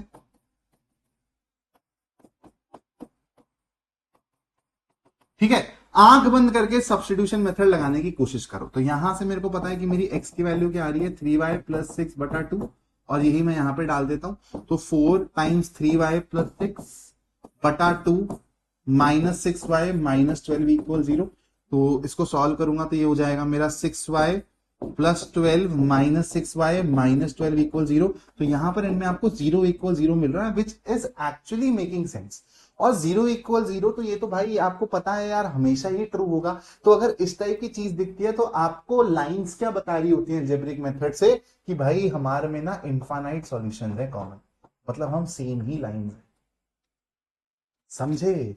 तो अलजेब्रिक मेथड, ये एक मिसकंसेप्शन है कि अलजेब्रिक मेथड सिर्फ और सिर्फ यूनिक सॉल्यूशन वाले केस के लिए काम करता है, नहीं, वो हर केस के लिए काम करता है। बट आपको पता होना चाहिए कि कौन से केस में वो क्या बोलने की कोशिश कर रहा है। तो जब आप एक पैरेलल लाइंस को अलजेब्रिक मेथड से सॉल्व करने की कोशिश करोगे, आपको ऐसी एब्सर्ड चीज मिलती है, तो आपको पता चल जाता है कि भाई यहां पर कोई भी कॉमन सॉल्यूशन नहीं है। और जब कोइंसाइडिंग केस को सॉल्व करने की कोशिश करते हो तो ऐसी चीज मिलती है जिससे पता चलता है कि भाई इनफाइनाइट सॉल्यूशंस है, अल्टीमेटली सेम लाइंस है। ठीक है, बात समझ आ गई। एलिमिनेशन मेथड का मतलब क्या है भाई, एलिमिनेशन मेथड में ना हम एक, ये सब्स्टिट्यूशन मेथड से ज्यादा फास्ट है, ज्यादा बेटर है, और इससे भी ज्यादा बेटर है क्रॉस मल्टीप्लिकेशन, जो आपको अब नहीं पढ़ना है। एलिमिनेशन मेथड में क्या होता है कि हम लोग इधर x और y कोई सा भी अपनी चॉइस से ना इसके कोफिशिएंट को सेम करने की कोशिश करते हैं, और फिर हम लोग प्लस करके या फिर माइनस करके एलिमिनेट कर देते हैं उस वेरिएबल को, और हम लोगों को बड़ी इजीली आंसर मिल जाता है। जैसे मैं आपको बता देता हूं केस। जैसे मैंने ले लिया, चलो मैं एक काम करता हूं, सेम एग्जांपल ले लेता हूं ताकि ना टाइम बच जाए, थोड़ा सा टाइम बच जाएगा थोड़ा सा। ये वाला केस ले लेता हूं। सुन मेरे हम सफर। तो अगर मेरे को इसको अब सब्स्टिट्यूशन से नहीं एलिमिनेशन से सॉल्व करना है, तो मेरे को दिख रहा है कि यहां पर x के बगल में 2 है, x के बगल में 4 है, यहां पे y के बगल में -3 है, y के बगल में 8 है। सबसे पहले तो हम लोग कॉमन मल्टीपल का यूज करेंगे कोफिशिएंट्स को सेम करने के लिए, लेकिन हमारी चॉइस क्या होगी, जो हमको जल्दी दिख जाए। तो यहां पे मेरे को पता है कि अगर मैं यहां पर इसको 2 से मल्टीप्लाई कर दूंगा तो ये 4x हो जाएगा। क्या सिर्फ आप 2x को खाली 2 से मल्टीप्लाई कर सकते हो? नहीं ना, पूरी इक्वेशन 2 से मल्टीप्लाई होगी। यहां पर मत करना क्योंकि 4x ही है। तो आपकी पहली इक्वेशन अब ऐसे लिखी जा सकती है, 4x minus 6y minus 12 equal 0, और यहां पर है 4x plus 8y minus 15 equal 0। देखो x के कोफिशिएंट आपने सेम कर दिया और दोनों के दोनों सेम है, प्लस प्लस में है, ठीक है। अगर इस तरीके से हो जाए कि ऊपर यहां पर -3 और यहां पे +3 है, 3y है, तो आप यहां पर y को एलिमिनेट करने के लिए दोनों को ऐड करोगे ना, लेकिन यहां पर x को एलिमिनेट करने के लिए मेरे को 4x माइनस 4x करना पड़ेगा। तो ऐसे वाले केस में हम लोग दोनों इक्वेशंस को सब्ट्रैक्ट करते हैं। तो 4x माइनस 4x हो जाएगा 0, -6y माइनस 8y हो जाएगा -14y, और -12 माइनस ऑफ -15 हो जाएगा मेरा +3 इक्वल 0। तो यहां से y की वैल्यू आएगी 3/14। कितनी मेहनत करने के बाद आई थी पहले वाले केस में, अब देखो कितनी इजीली आ गई। सिमिलरली अब तुम क्या करोगे, यहां पर ये वाली वैल्यू या तो यहां डाल के x की वैल्यू निकाल, या तो अगर तुमने यहां पर y को एलिमिनेट कर दिया होता, y का कोफिशिएंट सेम करके, तो यहां पर तुम लोगों को x की वैल्यू डायरेक्टली मिली। अगेन एलिमिनेशन मेथड भी तुम इसको पैरेलल वाले केस में, कोइंसाइडिंग वाले केस में यूज कर सकते हो, और केस तुमको कैसा दिखेगा वो मैंने ऑलरेडी बता दिया, ठीक है। लेकिन हम लोग आपको जो एग्जांपल्स दिखेंगे अपनी एनसीईआरटी में, अभी जो क्वेश्चन आएंगे जहां पर आपको लिखा होगा कि सब्स्टिट्यूशन मेथड से सॉल्व करो, एलिमिनेशन मेथड से सॉल्व करो, वहां पर वो आपको यूनिक सॉल्यूशन वाला केस ही दे रहा होगा। लेकिन इसका मतलब ये नहीं है कि हमको पता ना हो कि भाई सर ये अलजेब्रिक मेथड्स एक्चुअली सारे के सारे केसेस पे वैलिड होते हैं। सिर्फ यूनिक सॉल्यूशन वाले केस पे नहीं है। अब आती है इस चैप्टर की सबसे इंपॉर्टेंट कड़ी, जो कि है वर्ड प्रॉब्लम्स। वर्ड प्रॉब्लम्स को सॉल्व करने के लिए आपको कुछ टेक्निक्स पता होनी चाहिए। सबसे पहले आपको अपने वेरिएबल्स को रिकॉग्नाइज करना जरूरी है। सवाल को पढ़ के अपने वेरिएबल्स को रिकॉग्नाइज करो और फिर देखो कि सवाल का जो थीम है वो क्या है। क्या वो स्पीड, टाइम एंड डिस्टेंस पे बेस्ड है, क्या वो थोड़ा सा वर्क के अराउंड है। तो यहां पर मैंने आपको कुछ चीजें बताई हुई हैं, जैसे एक हमारा फॉर्मूला है speed equals distance divided by time. ये आपको पता होना चाहिए, इस पे बहुत सवाल आते हैं। उसके बाद इस चैप्टर में अपस्ट्रीम डाउनस्ट्रीम वाले सवाल थे, टोटल वर्क वाले सवाल थे। ये सारे के सारे ना अब आपके इस चैप्टर से हटके क्वाड्रेटिक इक्वेशन वाले चैप्टर में जा चुके हैं। तो ये वाले जो सवाल है ना, अपस्ट्रीम डाउनस्ट्रीम वाले, टोटल वर्क वाले, ये सब वाले सवाल अब मैं आपको फोर्थ चैप्टर में कराऊंगा। यहां पर हमको सिंपल प्रॉब्लम्स करनी है और मैं ढेर सारी वर्ड प्रॉब्लम्स आपको करवाने वाला हूं, तो मजा आएगा। पहले थोड़े से हल्के हल्के सवालों से चालू करते हैं, और ये सारे के सारे मेजरली आपके पीवाई क्यूज हैं। ठीक है, पीवाई क्यूज हैं, कुछ एग्जाम्पलर से हटाए हुए सवाल। चलो भाई, द पेयर ऑफ इक्वेशंस, और इसके बाद आएगा आपका फेवरेट इस चैप्टर के कॉम्पिटेंसी बेस्ड क्वेश्चंस का क्वेश्चन लेक्चर। ठीक है, और वो ट्राई करूंगा कि वीकेंड से पहले ही डाल दूं, तो चैप्टर 3 का खात्मा हो जाएगा और मे के एंड होने से पहले चैप्टर 4 भी कवर कर दूंगा। The pair of equations x plus 2y plus 5 equal 0 and minus 3x minus 6y plus 1 equal 0 has unique solution, exactly two solutions, infinitely many solution, no solution. तो मैंने क्या बोला, फॉर्मूला मत अप्लाई करो, ये देख लो यार इंटर कन्वर्टेबल है या नहीं है। तो अगर मैं यहां पर इमेजिन करता हूं कि मैंने -3 से मल्टीप्लाई कर दिया, तो -3 से मल्टीप्लाई करने पे वो भी मिल जाएगा। 1 times -3 is -3, 2 times -3 is -6, 5 times -3 should be -15। तो ये आपका सेम डायरेक्शन वाला केस है जहां पे कांस्टेंट सहमति नहीं दे रहा, नो सॉल्यूशन। जिन बच्चों को ये नहीं समझ आया कोई बात नहीं भाई, हम लोग यहाँ पे कोफिशिएंट्स को रेशो में डाल देते हैं। तो 1 डिवाइडेड बाय -3, 2 डिवाइडेड बाय -6 और 5 डिवाइडेड बाय 1। क्या ये दोनों सेम है? बिल्कुल है। क्या ये दोनों इसके सेम है? नहीं। तो a1 bye a2 b1 bye b2 के बराबर हो, लेकिन c1 बाय c2 सहमति ना दे रहा हो, तो नो सॉल्यूशन वाला केस। चल पढ़ते हैं थोड़ा सा और आगे। The pair of equations y equal 0 and y equals -7 has 1 solutions, 2 solutions, infinitely many solution, no solution. बहुत इंपॉर्टेंट सवाल है, सीबीएसई ऐसे सवाल पूछता है। तो अब एक आप बात बताओ कि एक इक्वेशन कह रही है आपको कि y 0 के बराबर है, दूसरी इक्वेशन कह रही है कि y -7 के बराबर है। तो अगर इसको हम लोग थोड़ा सा ग्राफ के पर्सपेक्टिव से भी एक्सप्रेशन की तरह सोच के प्लॉट कर ले इसका, तो एक तो है y इक्वल 0 और दूसरा है y इक्वल -7। तो ये तो पैरेलल लाइंस वाला केस हो गया ना, अगेन नो सॉल्यूशन। यहीं पर ही अगर इस टाइप का सवाल आ जाए y इक्वल्स 3 और x इक्वल्स 2, तो यहां पर आपको यूनिक सॉल्यूशन मिल जाएगा, और वो जो यूनिक सॉल्यूशन वाला पॉइंट होगा वो क्या होगा, 2, 3। ठीक है, बढ़ते हैं थोड़ा सा और आगे। One equation of a pair of dependent lines, यानी कि कोइंसाइडिंग लाइंस वाले पेयर की बात कर रहा है। Equations -5x plus 7y equals to the second equation can be. तो आपको देखना है कि इन चारों ऑप्शंस में से इस लाइन के अकॉर्डिंग कोइंसाइडिंग कौन बनेगी, मतलब इस लाइन के साथ इंटर कन्वर्टेबल वाला सीन कौन सा दिखाएगी। तो अगर मैं इस वाले को देखूं, ए को चेक करूं, -2 से मल्टीप्लाई किया, यहां पर मैंने 2 से मल्टीप्लाई कर दिया, और यहां पर इसको अगर मैं -2 लूंगा तो ये काम नहीं बना रहा।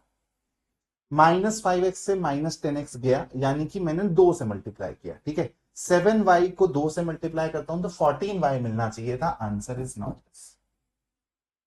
-5x से -10x गया, यानी कि 2 से मल्टीप्लाई किया। 7y से 14y गया, 2 से मल्टीप्लाई किया। -2 को 2 से मल्टीप्लाई करूं तो -4 होना चाहिए था। मैंने आपको ये चीज बोली है, दोनों सेम साइड पे होने चाहिए, कांट बी माय आंसर।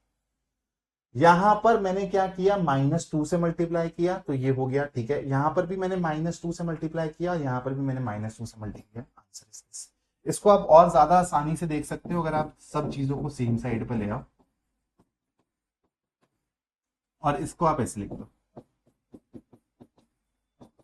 तो अगर मैं आपको बोलता हूं कि इसको आप -2 से मल्टीप्लाई करो, तो देखो आपको यही मिल रहा है।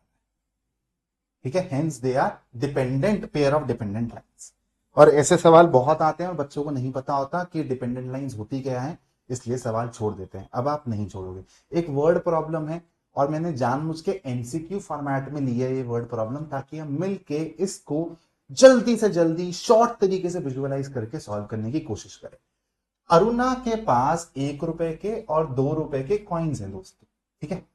If the total number of coins, सबसे पहले तो एक नंबर और 1 रुपए के और 2 रुपए के कॉइन्स हैं। कितने कितने कॉइन्स हैं ये इंफॉर्मेशन नहीं दी गई है, लेकिन ये बोला गया है कि टोटल नंबर ऑफ कॉइन्स जो है ना वो है 50, और जो अमाउंट बना रहे हैं ये सारे के सारे कॉइन्स वो बना रहे हैं 75 रुपीज, ठीक है। Then the number of 1 rupee coin and 2 rupee coins are respectively. तो जब मेरे को ऑप्शंस दे दिए गए हैं तो मेरे लिए सबसे बेस्ट तरीका है कि मैं ऑप्शन से कर लूं इस सवाल को। अगर ऑप्शंस नहीं भी दिए जाते, कन्वेंशनल तरीके से करना होता, तो मैं इसको क्या बोलता भाई, कि मैं बोलता कि मान लेता हूं कि नंबर ऑफ 1 रुपी कॉइन है मेरे x, number of 2 rupee coins है मेरे y, ठीक है।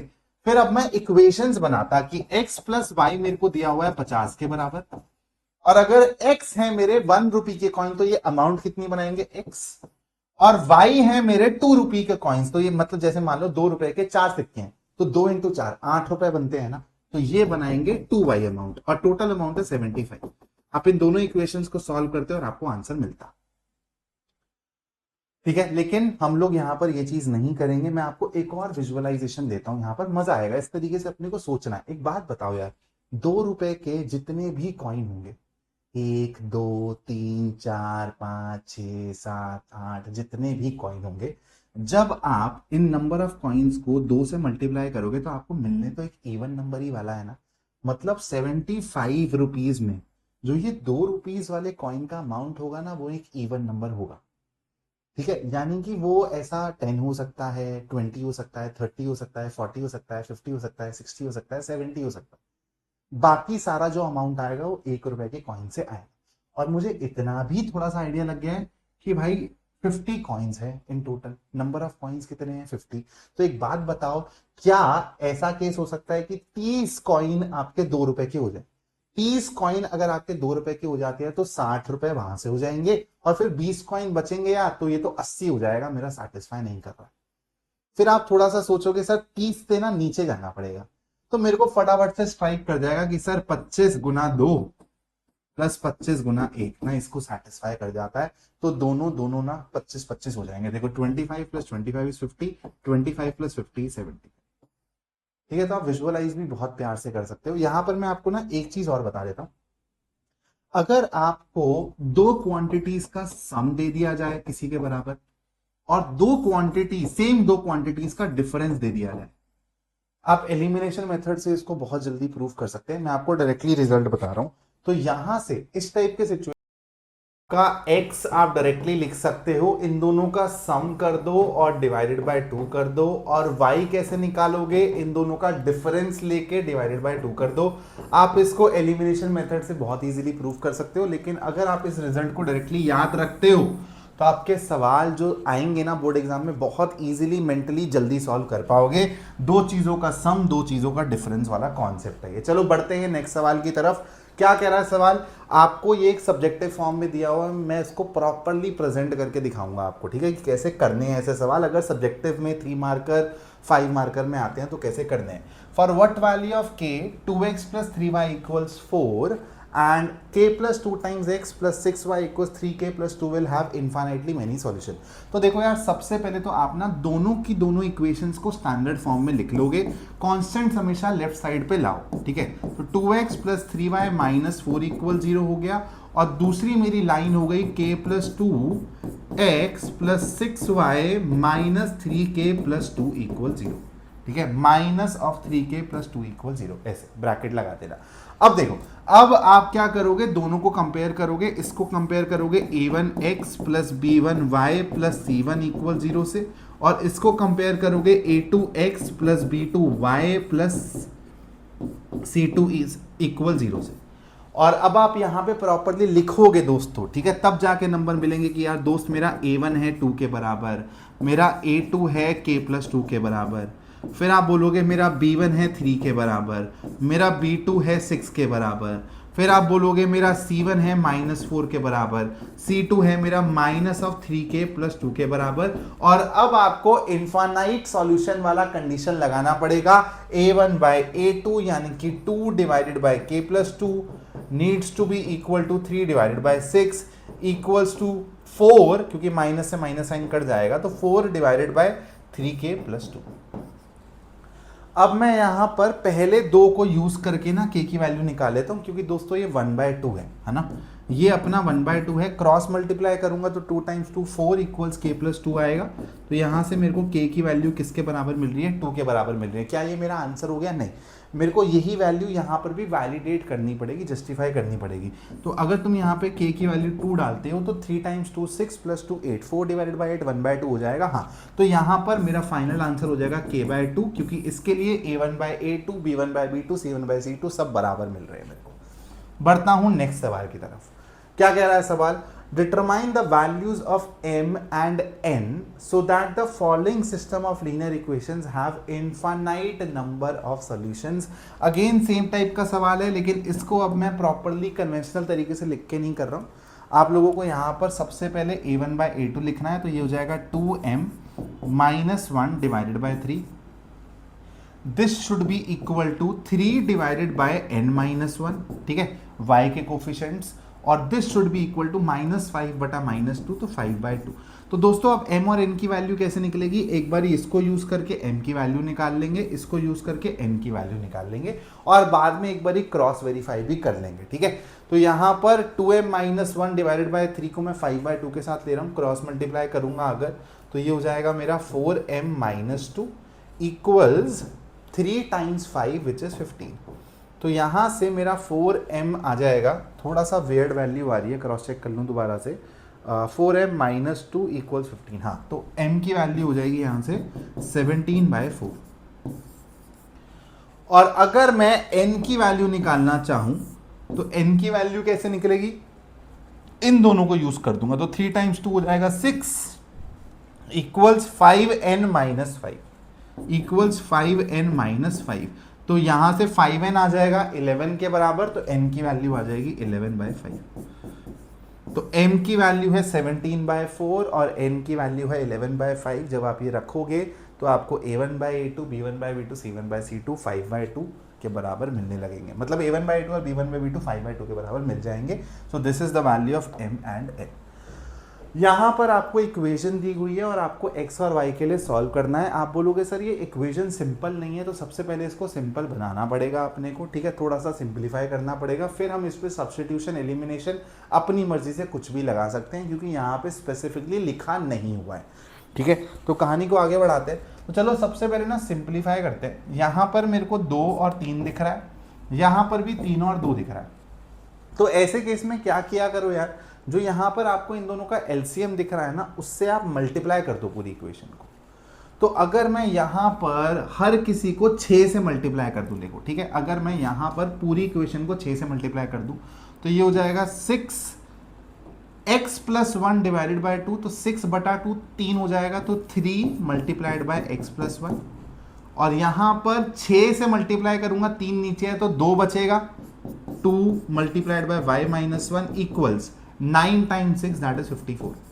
So this is my first equation. इसको थोड़ा सा और सिंप्लीफाई कर लेता हूं, तो 3x हो जाएगा यहां से मेरे को मिलेगा 2y, 3 कांस्टेंट और -2, तो 3 - 2 हो जाता है 1, और 1 उस साइड पे लेके जाऊंगा तो 53 हो जाएगा, तो इस साइड पे रख लेता हूं -53 या फिर इक्वल्स 53। तो ये मेरी सिंप्लीफाइड फर्स्ट इक्वेशन आ गई है। सिमिलरली मेरे को सिंप्लीफाई करना है सेकेंड इक्वेशन को। दोबारा मैं हर टर्म को 6 से मल्टीप्लाई कर देता हूं, तो यहाँ पे ट्वाइस ऑफ x - 1 मिलेगा, ठीक है, यहाँ पर थ्राइस ऑफ y + 1 मिलेगा, और यहाँ पे 8 × 6 = 48 मिलेगा। 2x + 3y -2 + 3 -2 + 3 मीन्स +1, ठीक है, -2 + 3 मीन्स +1, तो 47 हो जाएगा साइड पे। तो 2x + 3y इक्वल्स 47। आप इसको स्टेप बाय स्टेप करेंगे, मैं 1-2 स्टेप खा रहा हूँ, ठीक है, तो आपको बस वो विजुअलाइज करना है, आपको चमकनी चाहिए चीज़ें। चलो भाई, इन दोनों इक्वेशंस को अगर मेरे को सॉल्व करना है, तो देखो यहाँ पे 3x है, यहाँ पे 2x है, यहाँ पे 2y है, यहाँ पे 3y है। ऐसे वाला केस मैं करवाऊंगा आपको आगे, जहाँ पर x और y के कोफिशिएंट्स ना इंटरचेंज दिखते हैं आपको।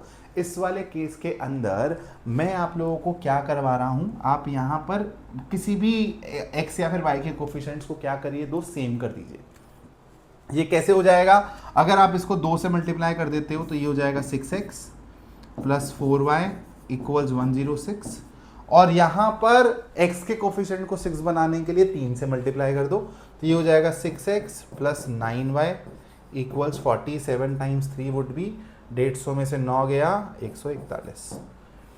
अब 6x से क्या काम करेगा, माइनस करके काम कर जाएगा, एलिमिनेट हो जाएगा, तो 4y minus 9y is minus 5y equals 106 minus 141। 106 minus 141 तो ये हो जाएगा 10, 31, 31 और 4 35 माइनस का 35, तो y की वैल्यू आ जाएगी 7। y की वैल्यू आते ही किसी भी ओरिजिनल इक्वेशन में चाहे इसमें डाल दो और x की वैल्यू निकाल दो। जैसे मैं इसमें डाल देता हूं तो ये हो जाएगा 3x plus 14 equals 53। So 3x equals 53 minus 14 is nothing but 39 या, तो x will be equal to 13।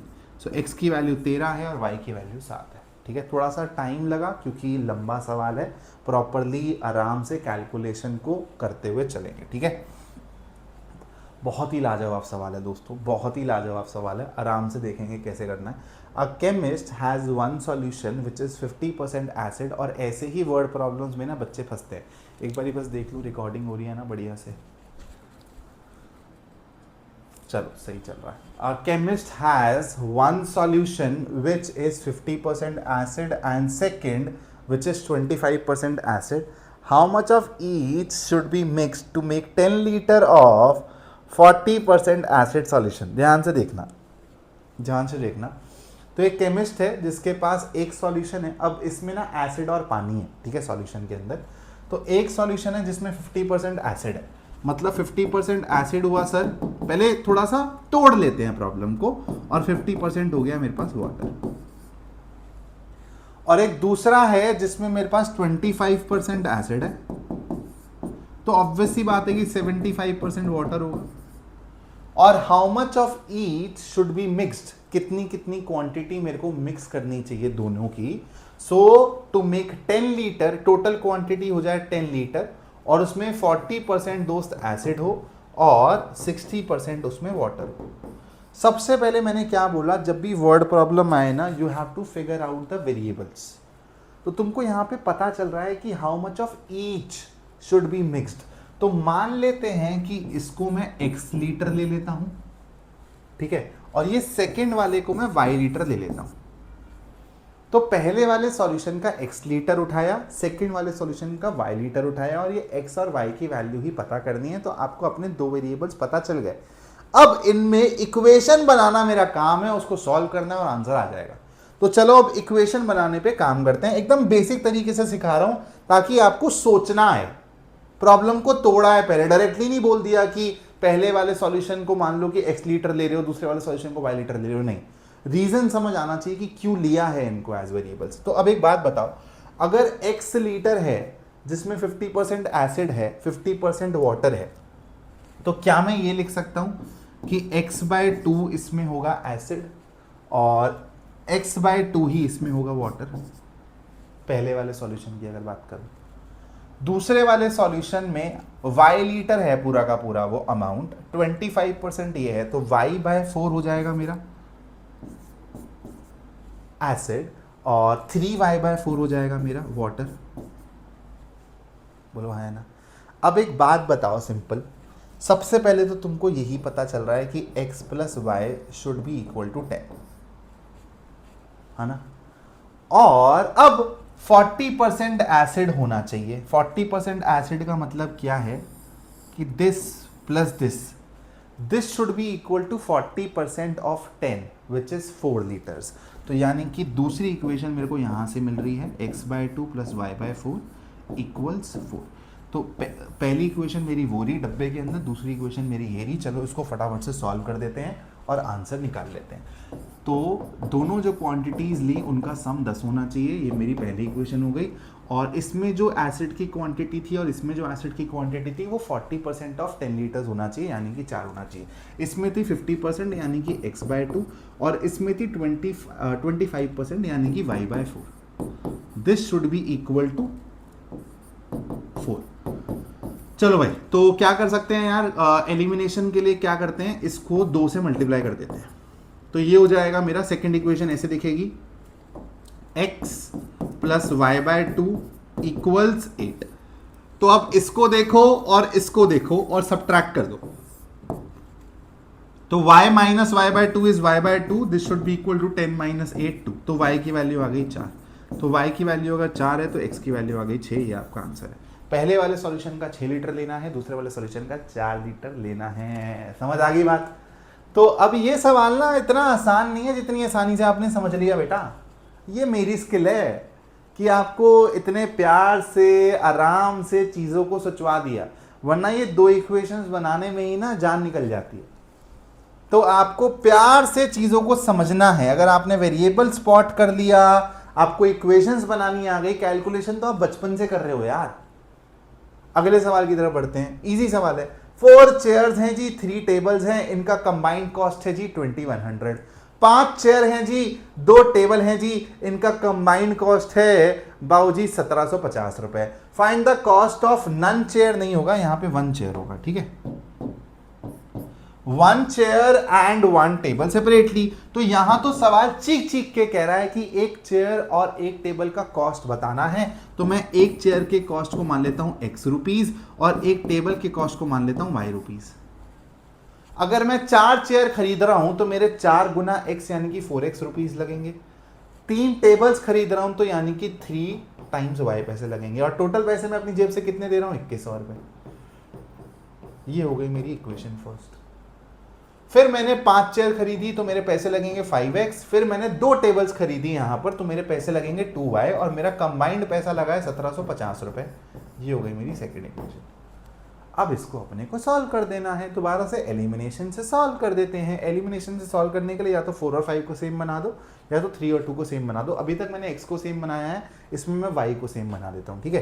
तो मैं ऊपर वाली इक्वेशन को 2 से मल्टीप्लाई कर रहा हूँ। 3 और 2 का कॉमन पॉइंट है 6, तो 3 को भी 6 पे पहुंचा दो और 2 को भी 6 पे पहुंचा दो।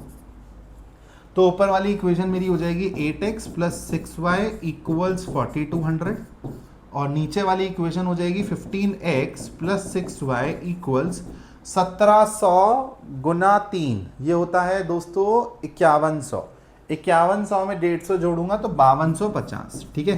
कैलकुलेशन कहीं पे जल्दबाजी में इधर उधर हो जाए तो प्लीज माइंड मत करना, मेथड समझ आना चाहिए। अब माइनस कर दोगे तो ये हो जाएगा टाटा बाय बाय। यहां पर हो जाएगा अपने पास 8x minus 15x is minus 7x। This will be equal to 4200, 5200, 1000, 1050 negative के साथ। तो x की वैल्यू आएगी दोस्तों 1050 बटे 7 और ये कुछ नहीं यार 35 है ना, ये 7 पंजे 15, तो दिस इज 150। तो x की वैल्यू मतलब कि एक चेयर की वैल्यू है 150 रुपए और y की वैल्यू कैसे आएगी? किसी भी ओरिजिनल इक्वेशन में, जैसे इस वाली इक्वेशन में डाल दो तो 4 इंटू 150 ये हो जाता है 600। तो 2100 में से 600 हटाओगे दोस्तों तो 1500 और फिर 3 से डिवाइड करोगे तो 500। तो इसकी वैल्यू आ रही है 150 और इसकी वैल्यू आ रही है 500। ठीक है दोस्त, समझ आ गई बात? चलो बढ़ते हैं नेक्स्ट सवाल की तरफ। ये इनकम वाला सवाल है, बहुत इंपॉर्टेंट सवाल है। इस सवाल में पहले मैं तुमको एक गलत चीज सिखाऊंगा, फिर तुमको बताऊंगा कि वो गलत क्यों है, ठीक है। आराम से समझना, कंफ्यूजन नहीं चाहिए। The ratio of incomes of 2 persons is 11:7 and the ratio of their expenditures or expenses is 9:5. If each of them manages to save rupees 400 per month, find their monthly incomes. तो एक बात बताओ, यहाँ पे अगर मैं वही अप्रोच लगाऊं कि सर यहाँ पे ना मंथली इनकम्स पूछिए, तो मैं मान लेता हूँ कि पहले वाले इंसान की मंथली इनकम है x रुपीस और दूसरे वाले इंसान की मंथली इनकम है y रुपीस। तो चलो सर, मेरे को सीधा सीधा पहला स्टेटमेंट बता रही है कि इनकी जो इनकम्स का रेशियो है वो 11:7 है, तो x डिवाइडेड बाय y मेरा 11/7 हो जाएगा। यहां से मैं एक इक्वेशन बना लूंगा। फिर उसने बोला है the ratio of their expenditures is 9:5 और फिर उसके बाद कितना कितना सेव कर रहे हैं भाई। तो यहां पर इस वाली चीज को यहां से लेके यहां वाली तक की चीज को मैं इक्वेशन में कैसे कन्वर्ट करूं? थोड़ा सा मेरा दिमाग यहाँ पे फंस रहा है क्योंकि मैंने x भी ले लिया, y भी ले लिया। अब एक्सपेंसेस को 9:5 रेशियो में डिवाइड करना है, 9:5 में डिस्ट्रीब्यूट करना है। फिर जो पैसा बच जाएगा x में से मैं पहले पर्सन के एक्सपेंसेस माइनस करूं, y में से मैं दूसरे पर्सन के एक्सपेंसेस माइनस करूं और 400 से इक्वेट करूं, तो सर थोड़ी सी ना कंफ्यूजन आ रही है। तो यहाँ पर अगर मैं इस सवाल को ऐसे ना अप्रोच करके ऐसे अप्रोच करूं, तो यहाँ पर ना मैं आपको बोलता हूँ कि ना आप एक काम करो, यहाँ पर इसकी इनकम को 11x, इसकी इनकम को 7x की तरह लो, ठीक है। तो फर्स्ट वाले की इनकम है 11x और सेकंड वाले की इनकम है 7x। इनके एक्सपेंसेस अगर 9:5 है तो मैं इसको बोल रहा हूँ 9y और इसको बोल रहा हूँ 5y। तो 11x में से अगर 9y माइनस कर दोगे जो कि इसका एक्सपेंस है तो इसकी सेविंग बचेगी, और यहाँ पर अगर इसमें से 5y माइनस कर दोगे तो इसकी सेविंग बचेगी, और ये दोनों आपको 400 के बराबर दिए हुए हैं। तो आपने कितनी आसानी से इक्वेशन बना ली। तो वेरिएबल्स का सिर्फ और सिर्फ ये फिक्स फॉर्मूला नहीं है, फिक्स रूल नहीं है कि जो चीज़ पूछी गई है उसको एक्स वाई मान लो। आपको पूरे के पूरे सवाल की फॉर्मेशन देखनी पड़ेगी। जैसे यहाँ पर ये भी रेशो में है, ये भी रेशो में है, और अंत वाली स्टेटमेंट कह रही है कि मेरे को इनका डिफरेंस लेना है, इसलिए मैंने इसको 11x 7x की तरह लिया, इसको 9y 5y की तरह लिया। अब आप इसको बहुत प्यार से सॉल्व कर सकते हैं, ठीक है। अब मैं इक्वेशंस को सॉल्व नहीं करवा रहा हूँ, इक्वेशंस बनवाने पे ज़्यादा फोकस करूंगा। एक और सवाल है, कॉन्सेप्ट आराम से समझिएगा। 2 digit number is obtained by either multiplying the sum of the digits by 8 and then subtracting 5, or by multiplying the difference of the digits by 16 and adding 3. Find the number. तो मान लेते हैं कि यह number है आपका कुछ xy, ठीक है। xy is a 2 digit number. अब क्या बोला है, ये 2 डिजिट नंबर ऑब्टेन किया जा सकता है by either multiplying the sum of the digits with 8 and subtracting 5, और by multiplying the difference of the digits। मैं मान के चल रहा हूं कि x मेरा y से बड़ा है, ठीक है। difference of the digits by 16 and adding 3। अब सर यहाँ पे राइट हैंड साइड में एक्स वाई मल्टीप्लाई हो रहे हैं, यहाँ पर भी एक्स वाई मल्टीप्लाई हो रहे हैं। सर ऐसा तो हमने कुछ सीखा ही नहीं है। तो यहाँ पर एक कॉन्सेप्ट है, आप किसी भी 2 डिजिट नंबर को एक्सपैंडेड फॉर्म में कैसे लिख सकते हो। जो आपका यहाँ पर पहली वाली पोजीशन पे है, टेंस प्लेस है, तो इसको 10 से मल्टीप्लाई करो और प्लस कर दो जो भी आपकी यूनिट प्लेस पे है, वंस प्लेस पे। जैसे 32 10 टाइम्स 3 प्लस 2 ही तो होता है, 63 10 टाइम्स 6 प्लस 3 ही तो होता है। तो किसी भी 2 डिजिट नंबर को एक्सपैंड ऐसे किया जा सकता है, ठीक है। अब आपको वही फॉर्मेशन दिख रही है जो आप सॉल्व करना जानते हो। तो अगर मैं यहाँ पर इसको सिंप्लीफाई कर लूँ, 8x plus 8y minus 5 equals 10x plus y, ठीक है। चलो सॉल्व कर देते हैं इसको। तो ये हो जाएगा 2x, इसको मैं यहाँ ले गया और इसको भी यहाँ ले जाता हूँ, तो माइनस 7y इक्वल्स माइनस 5।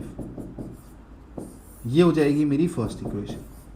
और इसको अगर मैं सॉल्व करूँ यहाँ पे, तो ये हो जाएगा 16x minus 16y plus 3 equals 10x plus y। तो 10x को इधर ले आओ, तो ये हो जाएगा 6x minus 17y equals minus 3। This is my second equation. Now we have to solve them and get the value of x and y। ये वाला सवाल मैं पूरा सॉल्व करवा देता हूँ क्योंकि नया सवाल है, तो थोड़ा सा आंसर के बारे में ही बताऊंगा कि कैसा दिखेगा आंसर। 2x है, 6x है, बहुत इजी है। अगर मैं इसको 3 से मल्टीप्लाई कर दूं तो इसको 3 से मल्टीप्लाई कर देता हूं, 6x minus 21y equals minus 15। अब इन दोनों का सब्ट्रैक्शन ले लो, तो minus 21y minus of minus 17y, this will give me minus 4y, यहाँ पे लिख रहा हूँ, equals minus 15 minus of minus 3। Minus 15 minus of minus 3 is minus 15 plus 3 which is minus 12। तो y की वैल्यू आ जाएगी 3, ठीक है। और अगर y की वैल्यू 3 आ गई तो चलो यहाँ पे डाल देते हैं, y की वैल्यू 3 आ गई, हो गया माइनस 21। तो 2x हो जाएगा 21 माइनस 5 16, x की वैल्यू हो गई 8। अब इसको ना क्रॉस चेक भी करो, ठीक है, कि आपने नंबर ले लिया 83। तो 83 आपको कैसे मिल सकता है। एक तो अगर आप दोनों का सम कर लें, 8 प्लस 3 11, 11 को 8 से मल्टीप्लाई करें 88 और 5 सब्ट्रैक्ट करते हैं, 88 माइनस 5 इज 83, मिल जाएगा ना नंबर। बहुत बढ़िया बात है। दूसरी चीज देखो, डिफरेंस लो, 8 माइनस 3 5, मल्टीप्लाई करो 16 से, 16 पंजे 80 और फिर 3 ऐड कर दो, 83 मिल रहा है। अब कुछ बच्चे सोचेंगे कि सर आपने x को y से बड़ा मान लिया, क्या मेरा आंसर 38 भी हो सकता है क्या? क्योंकि ऐसे वाले केसेस में ना हम लोग आगे से पीछे से दोनों लेते हैं, अगर आपने सवाल किया हो तो। 38 पे देखो क्या वैलिड होगा ये, 8 + 3 11, 88 - 5। तो बेटा आपका आंसर ना, आपको ध्यान रखना है, जो आपने इनिशियल चीज ली है ना उसी के हिसाब से आएगा। Answer is this and not this, ठीक है।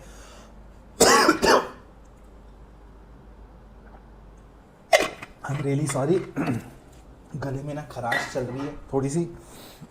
चलो फटाफट ना सवालों को करते हैं। The ages of 2 friends Annie and Bijju differ by 3 years. Annie's father Dharam is twice as old as Annie and Bijju is twice as old as his sister Kathy. The age of Kathy and Dharam differ by 30 years. Find the age of Annie and Bijju. कितना खूबसूरत सवाल है, ठीक है। इतनी सारी layers हैं तो अपने को हर लेयर को प्यार से डिकोड करना पड़ेगा, आराम से देखेंगे। मान लेते हैं कि एनी की एज है x ईयर्स और बिज्जू की एज है y ईयर्स। अब चलो ऊपर से, the age of 2 friends Annie and Bijju differ by 3 years. तो मान लेते हैं कि एनी बड़ा है, चलो x - y। अभी मान रहा हूं, क्या पता इस इंफॉर्मेशन को चेंज करना पड़ जाए। एनी के जो पापा है Dharam is twice as old as Annie and Bijju. Annie के पापा Dharam is twice as old as Annie. तो ठीक है, तो जो धर्म जी की एज है वो है twice as old as Annie, and Bijju is twice as old as his sister Kathy, and Bijju is मतलब y is twice as old as his sister, तो 2 times c. The ages of Kathy and Dharm differ by 30 year. तो भाई as जो है कैथी और धर्म की, मतलब धर्म की एज ये है, कैथी की एज है ये, तो सी की एज हो जाएगी y/2। तो 2x - y/2 आपको दिया हुआ है 30 के बराबर। तो x - y है 3 और 2x - y/2 है 30। इसको थोड़ा सा और सिंप्लीफाई कर लूँ अगर, या फिर इसको 2 से मल्टीप्लाई कर दूं, ठीक है। अब दोनों इक्वेशंस को सॉल्व कर लेता हूँ फटाफट से। तो माइनस कर दूंगा अगर मैं, तो ये हो जाएगा -2y + y/2 which will be -3y/2। This will B 6 - 30 that is -24। इससे गया 8, y की वैल्यू आ गई 16। y की वैल्यू आ गई 16, तो x की वैल्यू हो जाएगी अपनी 19, ठीक है। अब एक बार डेटा को क्रॉस चेक करके भी देख लो कि एनी की एज अगर 19 है और बिज्जू की एज अगर 16 है, तो एनी के पापा हो जाएंगे 38 साल के, और क्या बोला हुआ है, Bijju is twice as old has, तो 16 ये है, तो कैथी की इसकी आधी हो जाएगी। दोनों का डिफरेंस 30 आ रहा है, आंसर इज करेक्ट, ठीक है। इक्वेशंस बनाना बहुत ज़रूरी है, दोबारा से समझा देता हूँ। x - y 3 तो दिख रहा है क्लियरली। फिर जो ये धर्म जी हैं डी, इसकी एज है ट्वाइस ऑफ एनी, और कैथी की एज है हाफ ऑफ बिज्जू। जैसे बोला हुआ बिज्जू अगर डबल है तो कैथी की हाफ हो गई ना, तो भाई कैथी की एज हो जाएगी y/2, और फिर बोला हुआ इन दोनों का डिफरेंस है 30। तो इसलिए एक्स वाई में एक इक्वेशन यहां से मिलेगी और एक्स वाई में एक इक्वेशन यहां से मिलेगी। सॉल्व करूंगा, आंसर आ जाएगा। चलो, for which value of P R ऐसे सवाल करा रखे हैं, इसको मैं तुमको होमवर्क में दे रहा हूँ। थोड़ी से गले की ना बैंड बज गई है, ब्रेक लेना पड़ेगा वरना और लेक्चर्स रिकॉर्ड नहीं हो पाएंगे। हाँ, ये एक बहुत इंपॉर्टेंट फॉर्मेट है जहां पर आपका एक्स और वाई का जो कोफिशिएंट्स हैं उनमें अदला बदली हो जाए। और देखो कितने भारी भारी कोफिशिएंट्स हैं, तो ऐसे केस में आपको एक बारी ऐड करना होता है, एक बारी सब्ट्रैक्ट करना होता है। जैसे मेरे पास ये है, ठीक है, और दूसरे केस में मेरे पास ये है।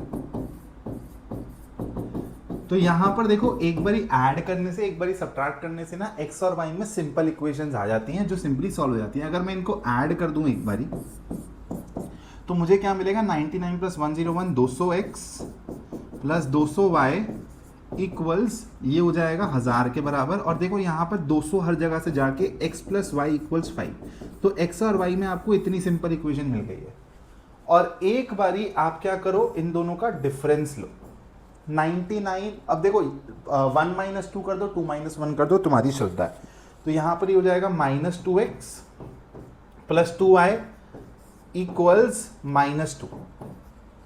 माइनस से मल्टीप्लाई करके 2 को गायब कर दूं तो x माइनस वाई मेरे को 2 मिल रहा है। ये मेरी सेकंड इक्वेशन हो गई। और अब मैंने तुमको बताया हुआ है x plus y x minus y, तो यहाँ से x की वैल्यू हो जाएगी 5 प्लस 2/2 यानी कि 3.5 और y की वैल्यू हो जाएगी 1.5। This is my answer. तो ऐसे वाले सवालों में ये वाली ट्रिक लगती है, ध्यान रखना, ठीक है। Again find the values of alpha and beta for which they have infinite number of solutions। ऐसे सवाल मैं करा चुका हूँ, प्लीज इसको होमवर्क में कर लेना।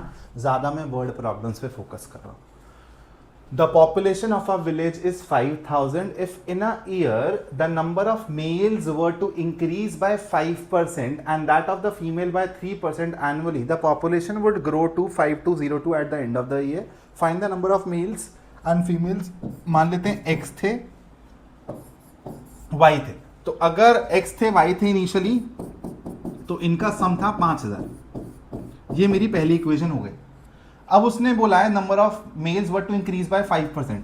5% का इंक्रीज क्या मतलब क्या होता है? 5% का मतलब होता है दोस्तों एक तरीके से जैसे मान लो कोई चीज 100 थी, उसमें आपने 5% इंक्रीज कर दिया तो वो अब 100% प्लस 5% ऑफ 100 विच इज 5, तो ये हो गया आपका 105 के बराबर, ठीक है।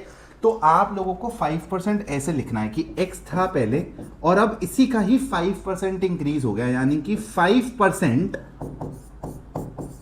ऑफ x, 5x बाय 100, ठीक है। पता होगा ना कि परसेंटेज ऑफ एनी नंबर कैसे निकालते हैं, जैसे 20% ऑफ 30 कैसे निकालते हैं, तो 20% को फ्रैक्शन में लिखते हो 20/100 ऑफ मल्टीप्लीकेशन मल्टीप्लाइड बाय 30, तो दिस विल बी 20/100 टाइम्स 30, ठीक है। तो 5% ऑफ x क्या हो जाएगा? 5x बाय 100 प्लस y कितना बढ़ाया गया? 3%, तो 3% ऑफ y क्या हो जाएगा? 3y बाय 100 इक्वल्स क्या आ रहा है? 5202 ना, 5202। तो भाई अब कैलकुलेशन करना तुम्हारे हाथ में है, ठीक है। सेकंड इक्वेशन को सिंप्लीफाई करना, x y में सिंपल इक्वेशन मिलेगी और दोनों को सॉल्व करना, x और y की वैल्यू मिल जाएगी। आ जाओ। Very very beautiful question. I hope the recording is still going on. Yes, it is.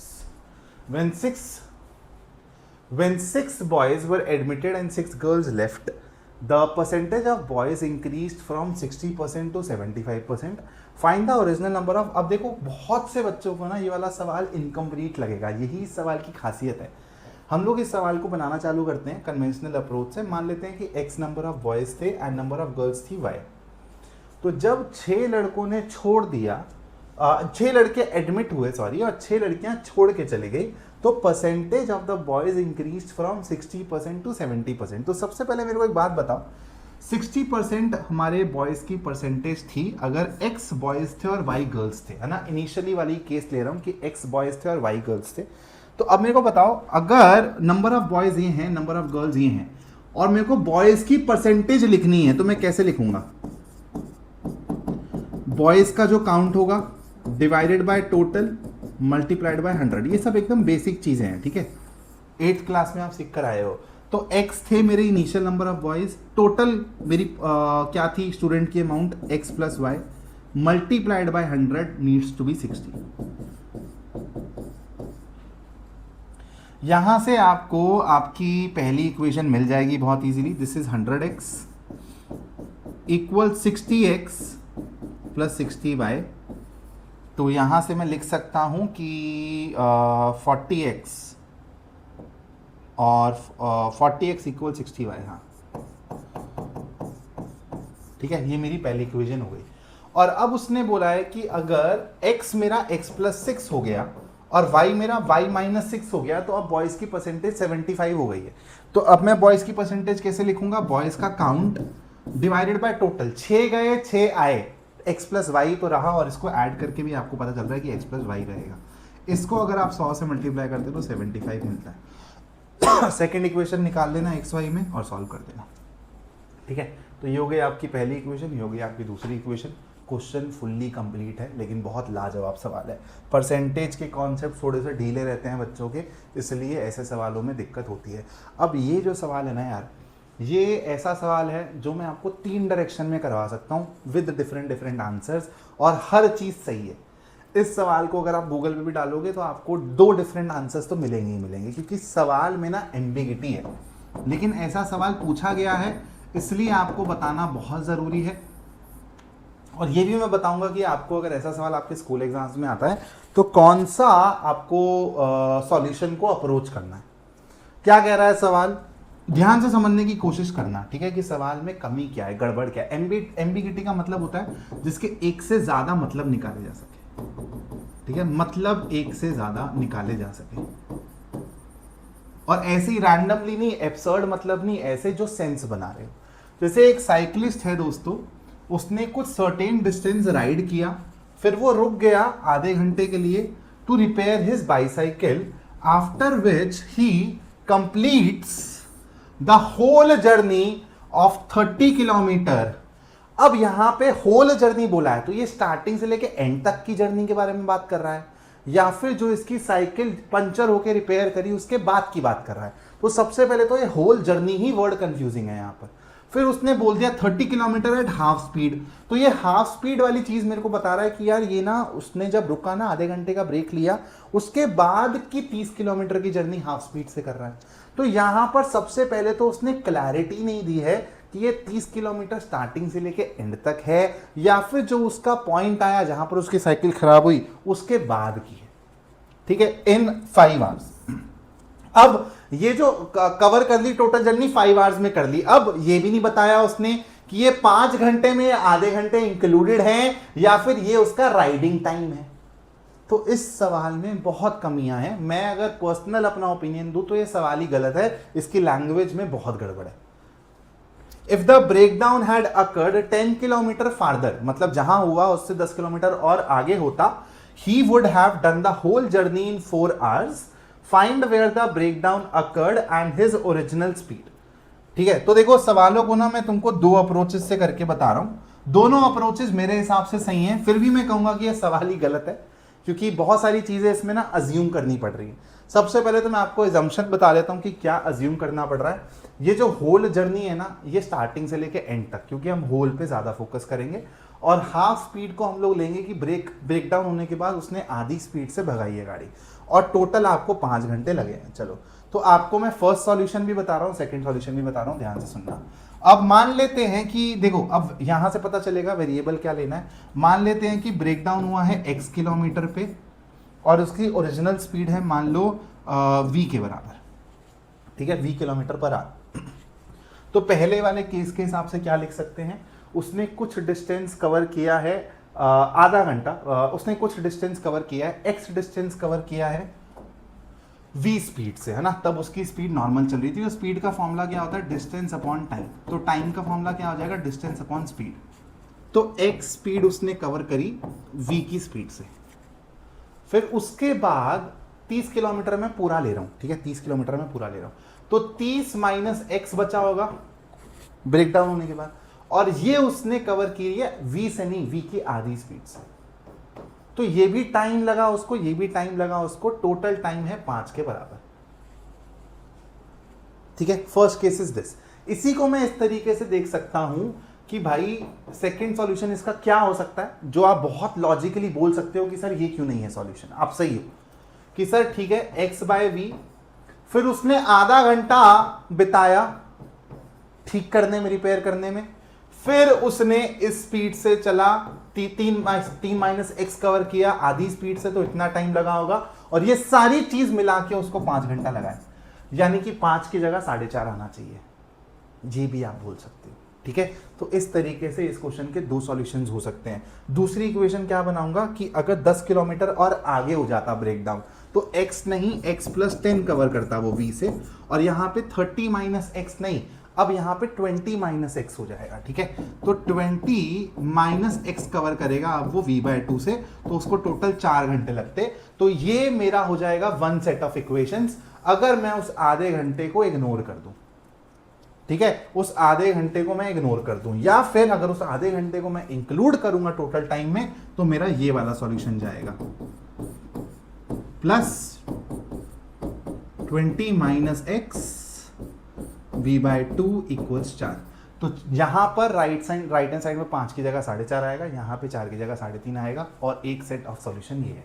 अब इक्वेशन को सॉल्व करना है और बाकी एक्स और वी की वैल्यू निकालनी है। यहाँ से डिफरेंट वैल्यू आएगी दोस्तों ऑब्वियसली, और यहाँ से डिफरेंट वैल्यू। कर लोगे भाई, आगे बढ़े थोड़ा सा, चलो।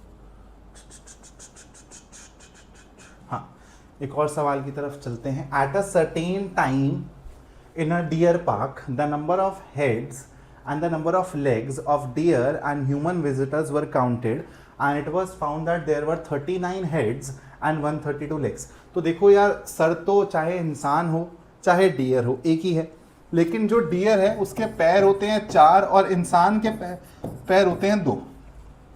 तो number of legs of dear and human visitors were counted and it was found that there were 39 heads and 132 legs.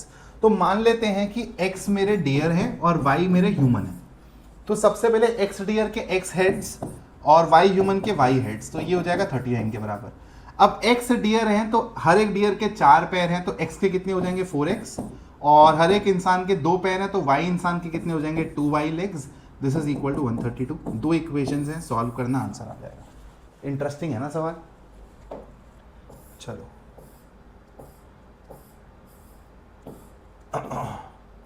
यार, ये वाला सवाल फ्रैक्शन वाला है, मैं तुमको होमवर्क में दे रहा हूँ, ठीक है। एक मैं ग्राफ वाला सवाल और करवा देता हूँ। अच्छा, ये वाला सवाल बहुत इंपॉर्टेंट है, ये सवाल करा देता हूँ, इसके बाद एक ग्राफ वाला सवाल करवा के वन शॉट को एंड कर देंगे। A and B are 2 points 150 kilometre apart on a highway. 2 cars A and B start at the same time. If they move in the same direction, they meet in 15 hours. But if they move in opposite direction, they meet in 1 hour. Find their speeds. बहुत प्यारा सवाल है, आराम से समझना, पूरा time लेकर मैं आपको समझाऊंगा ये वाले सवाल को। ये वाला सवाल भी दोस्तों होमवर्क में कर लेना, ठीक है। एज वाला सवाल है, करवा रखा है। तो भाई A और B 2 पॉइंट्स है, अप्लाइज करेंगे। मान लो ये है मेरा A पॉइंट दोस्तों, ये है मेरा B पॉइंट, ठीक है। क्या दिया हुआ है कि इन दोनों पॉइंट्स के बीच का डिस्टेंस है 150 किलोमीटर्स।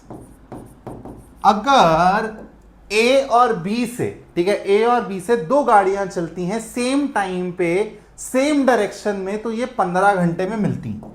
तो सबसे पहले तो अगर मैं A से गाड़ी चलाऊं और B से भी गाड़ी चलाऊं, तो खुद सोचो कि इस गाड़ी को इसको ऐसे बीट करना पड़ेगा सेम पॉइंट पे आने के लिए। इसको मैं थोड़ा सा ना ऐसा नीचे बनाता हूं कि सेम टाइम पे चला तो यार ये कवर होगा, ये कवर होगा, ये कवर होगा, और ये इतना कवर करेगा, और यहां पर आके ये मिलेंगे, और ये पूरी की पूरी चीज ना 15 घंटे के अंदर हो रही है। तो सबसे पहले तो ये होने के लिए speed of car A has to be greater than speed of car B। मैं अगर आपके पीछे भाग रहा हूं और मेरी स्पीड कम है, तो मैं क्या कभी आपको कैच कर पाऊंगा? नहीं कर पाऊंगा। तो चलो मान लेते हैं कि speed of car A is x kilometres per hour and speed of car B is y kilometre per hour. और अब देखो, मेरे को फॉर्मूला को कैसे यूज करना है ध्यान से समझना। स्पीड होता है मेरा डिस्टेंस अपॉन टाइम के बराबर। मेरे को डिस्टेंस दिया हुआ है A और B के बीच में, और मेरे को स्पीड के बारे में पूछा गया, टाइम मेरे को दिया गया। आप एक बात बताओ, ये A इंसान ने ये 15 किलोमीटर, सॉरी यहाँ पर किलोमीटर क्यों लिख दिया मैंने, 15 घंटे ड्राइव करी होगी ना। ये A इंसान ने ये 15 घंटे ड्राइव करी होगी, और B इंसान ने भी तो 15 घंटे ड्राइव करी होगी। अब एक बात बताओ, अगर मैं स्पीड और टाइम को मल्टीप्लाई कर देता हूं तो मेरे को डिस्टेंस मिलता है। तो A इंसान ने ये वाला डिस्टेंस कवर किया है in 15 hours, which can be written as x times 15 और 15x time multiplied by, and this distance can be written as 15 times y। और अब मुझे एक बात बताओ, इस डिस्टेंस में से अगर मैं इस डिस्टेंस को सब्ट्रैक्ट कर दूं तो ए बी के बीच का डिस्टेंस आ रहा है, ये तुमको विजुअलाइज करनी है। इसलिए this problem is very very beautiful. That means sir 15x the distance covered by car A in 15 hours। If I take the difference of this with the distance covered by car B with the speed y in 15 hours, I will get the initial distance between them, that is 150. This gives me x minus y equals 10. This is my first equation. Second equation कैसे बनेगी? Second वाली चीज जो बोल रहा है कि वो सेम डायरेक्शन में चल रहे हैं अब, सॉरी ऑपोजिट डायरेक्शन में चल रहे हैं, तो जल्दी मिलेंगे क्योंकि एक दूसरे को अप्रोच कर रहे हैं, इसलिए 1 घंटा टाइम लगा रहे हैं। तो अब देखो, ये रहा ए, ये रहा बी, इनके बीच का डिस्टेंस है मेरा 150 किलोमीटर्स। इसने यहाँ से चालू किया, इसने यहाँ से चालू किया, और मान लेते हैं क्योंकि ए की स्पीड ज़्यादा है तो ऑब्वियस सी बात है ए ज़्यादा कवर करेगा, और बी मान लेते हैं यहाँ तक आया। तो अब एक बात बताओ, ये 1 घंटे में मिल रहे हैं, तो ए ने 1 घंटे के अंदर कितना डिस्टेंस कवर कर लिया होगा? सेम कॉन्सेप्ट लगाओ, इसकी एक्स स्पीड है, इसकी वाई स्पीड है, तो इसने एक्स कर लिया होगा डिस्टेंस और इसने वाई कर लिया होगा, और ये इसने जो चला और इसने जो चला वही तो टोटल 150 के बराबर है। So my second equation is this. So first equation was x minus y equals 10 and the second equation is x plus y equals 150. ठीक है, तो अगर मैं सॉल्व करूं तो x की वैल्यू आएगी 160/280 और y की वैल्यू आएगी 70, 80 kilometre per hour and 70 kilometre per hour. चलो एक ग्राफ वाला सवाल करते हैं यार फटाफट से। चलो ये वाला सवाल करते हैं। Draw the graphs of the equation x minus y plus 1 equals 0 and 3x plus 2y minus 12 equals 0. Determine the coordinates of the vertices of the triangle formed by these lines. Area भी बताना है अपने को, ठीक है, मैं add कर रहा हूँ सवाल में। चलो आ जाओ, थोड़ा सा फ्री हैंड ड्रॉ कर रहा हूँ। तो यहाँ पर अगर मैं x की वैल्यू 0 रखता हूँ तो मेरे को y की वैल्यू क्या मिल रही है दोस्तों? y की वैल्यू मिल रही है 1, और अगर मैं y की वैल्यू 0 रखता हूं तो x की वैल्यू मेरे को क्या मिल रही है? -1। ठीक है, तो ये मेरे 2 पॉइंट्स हो गए पहली लाइन के लिए।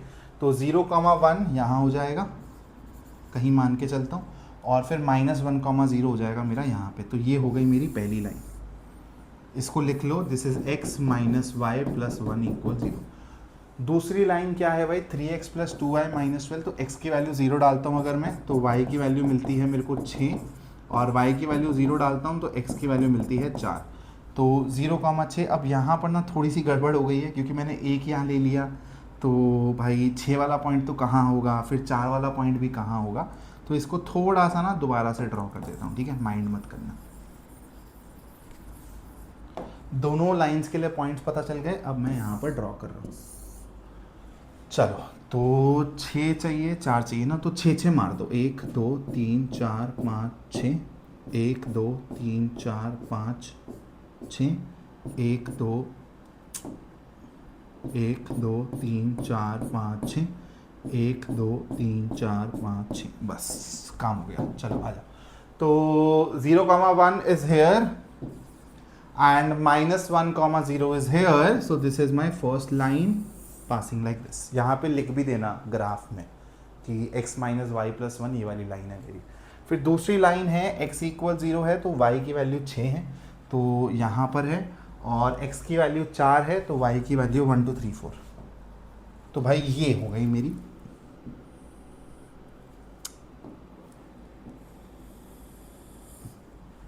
दूसरी लाइन, ठीक है।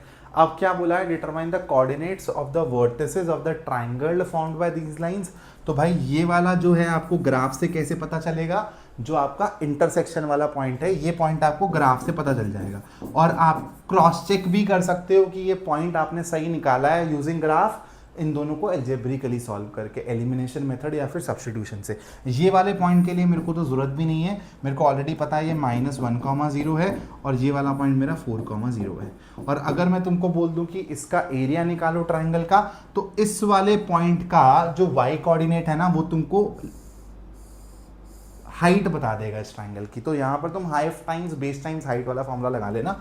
तो ये वाले पॉइंट का जो y कोऑर्डिनेट होगा ना, half times y times this base का, तो ये 1 है दोस्तों और ये 4 है, तो 5। बहुत अच्छे होते हैं ऐसे सवाल, आने लगे हैं आजकल, ठीक है, ये कॉम्पिटेंसी चेक कर रहे हैं आपकी। चलो भाई, ये वाला सवाल एक ग्राफ वाला है, ये भी होमवर्क में ले लेना। ऑलमोस्ट हर टाइप की वर्ड प्रॉब्लम करवा दी है, अभी और अच्छे सवाल आएंगे। इस वन शॉट के बाद कॉम्पिटेंसी वाला लेक्चर आएगा। बुक्स के बारे में बता चुका हूँ, कल इतने कमेंट्स आए हैं कि सर आर डी शर्मा है, आर एस अग्रवाल है, पुरानी, अगर तुम्हारे पास पुरानी बुक है तो तुमको उसमें से सिलेक्टेड क्वेश्चंस करने हैं। अगर तुमने अभी तक कुछ भी नहीं लिया है तो एनसीईआरटी और सिर्फ क्वेश्चन बैंक पे फोकस करो मैथ्स के लिए।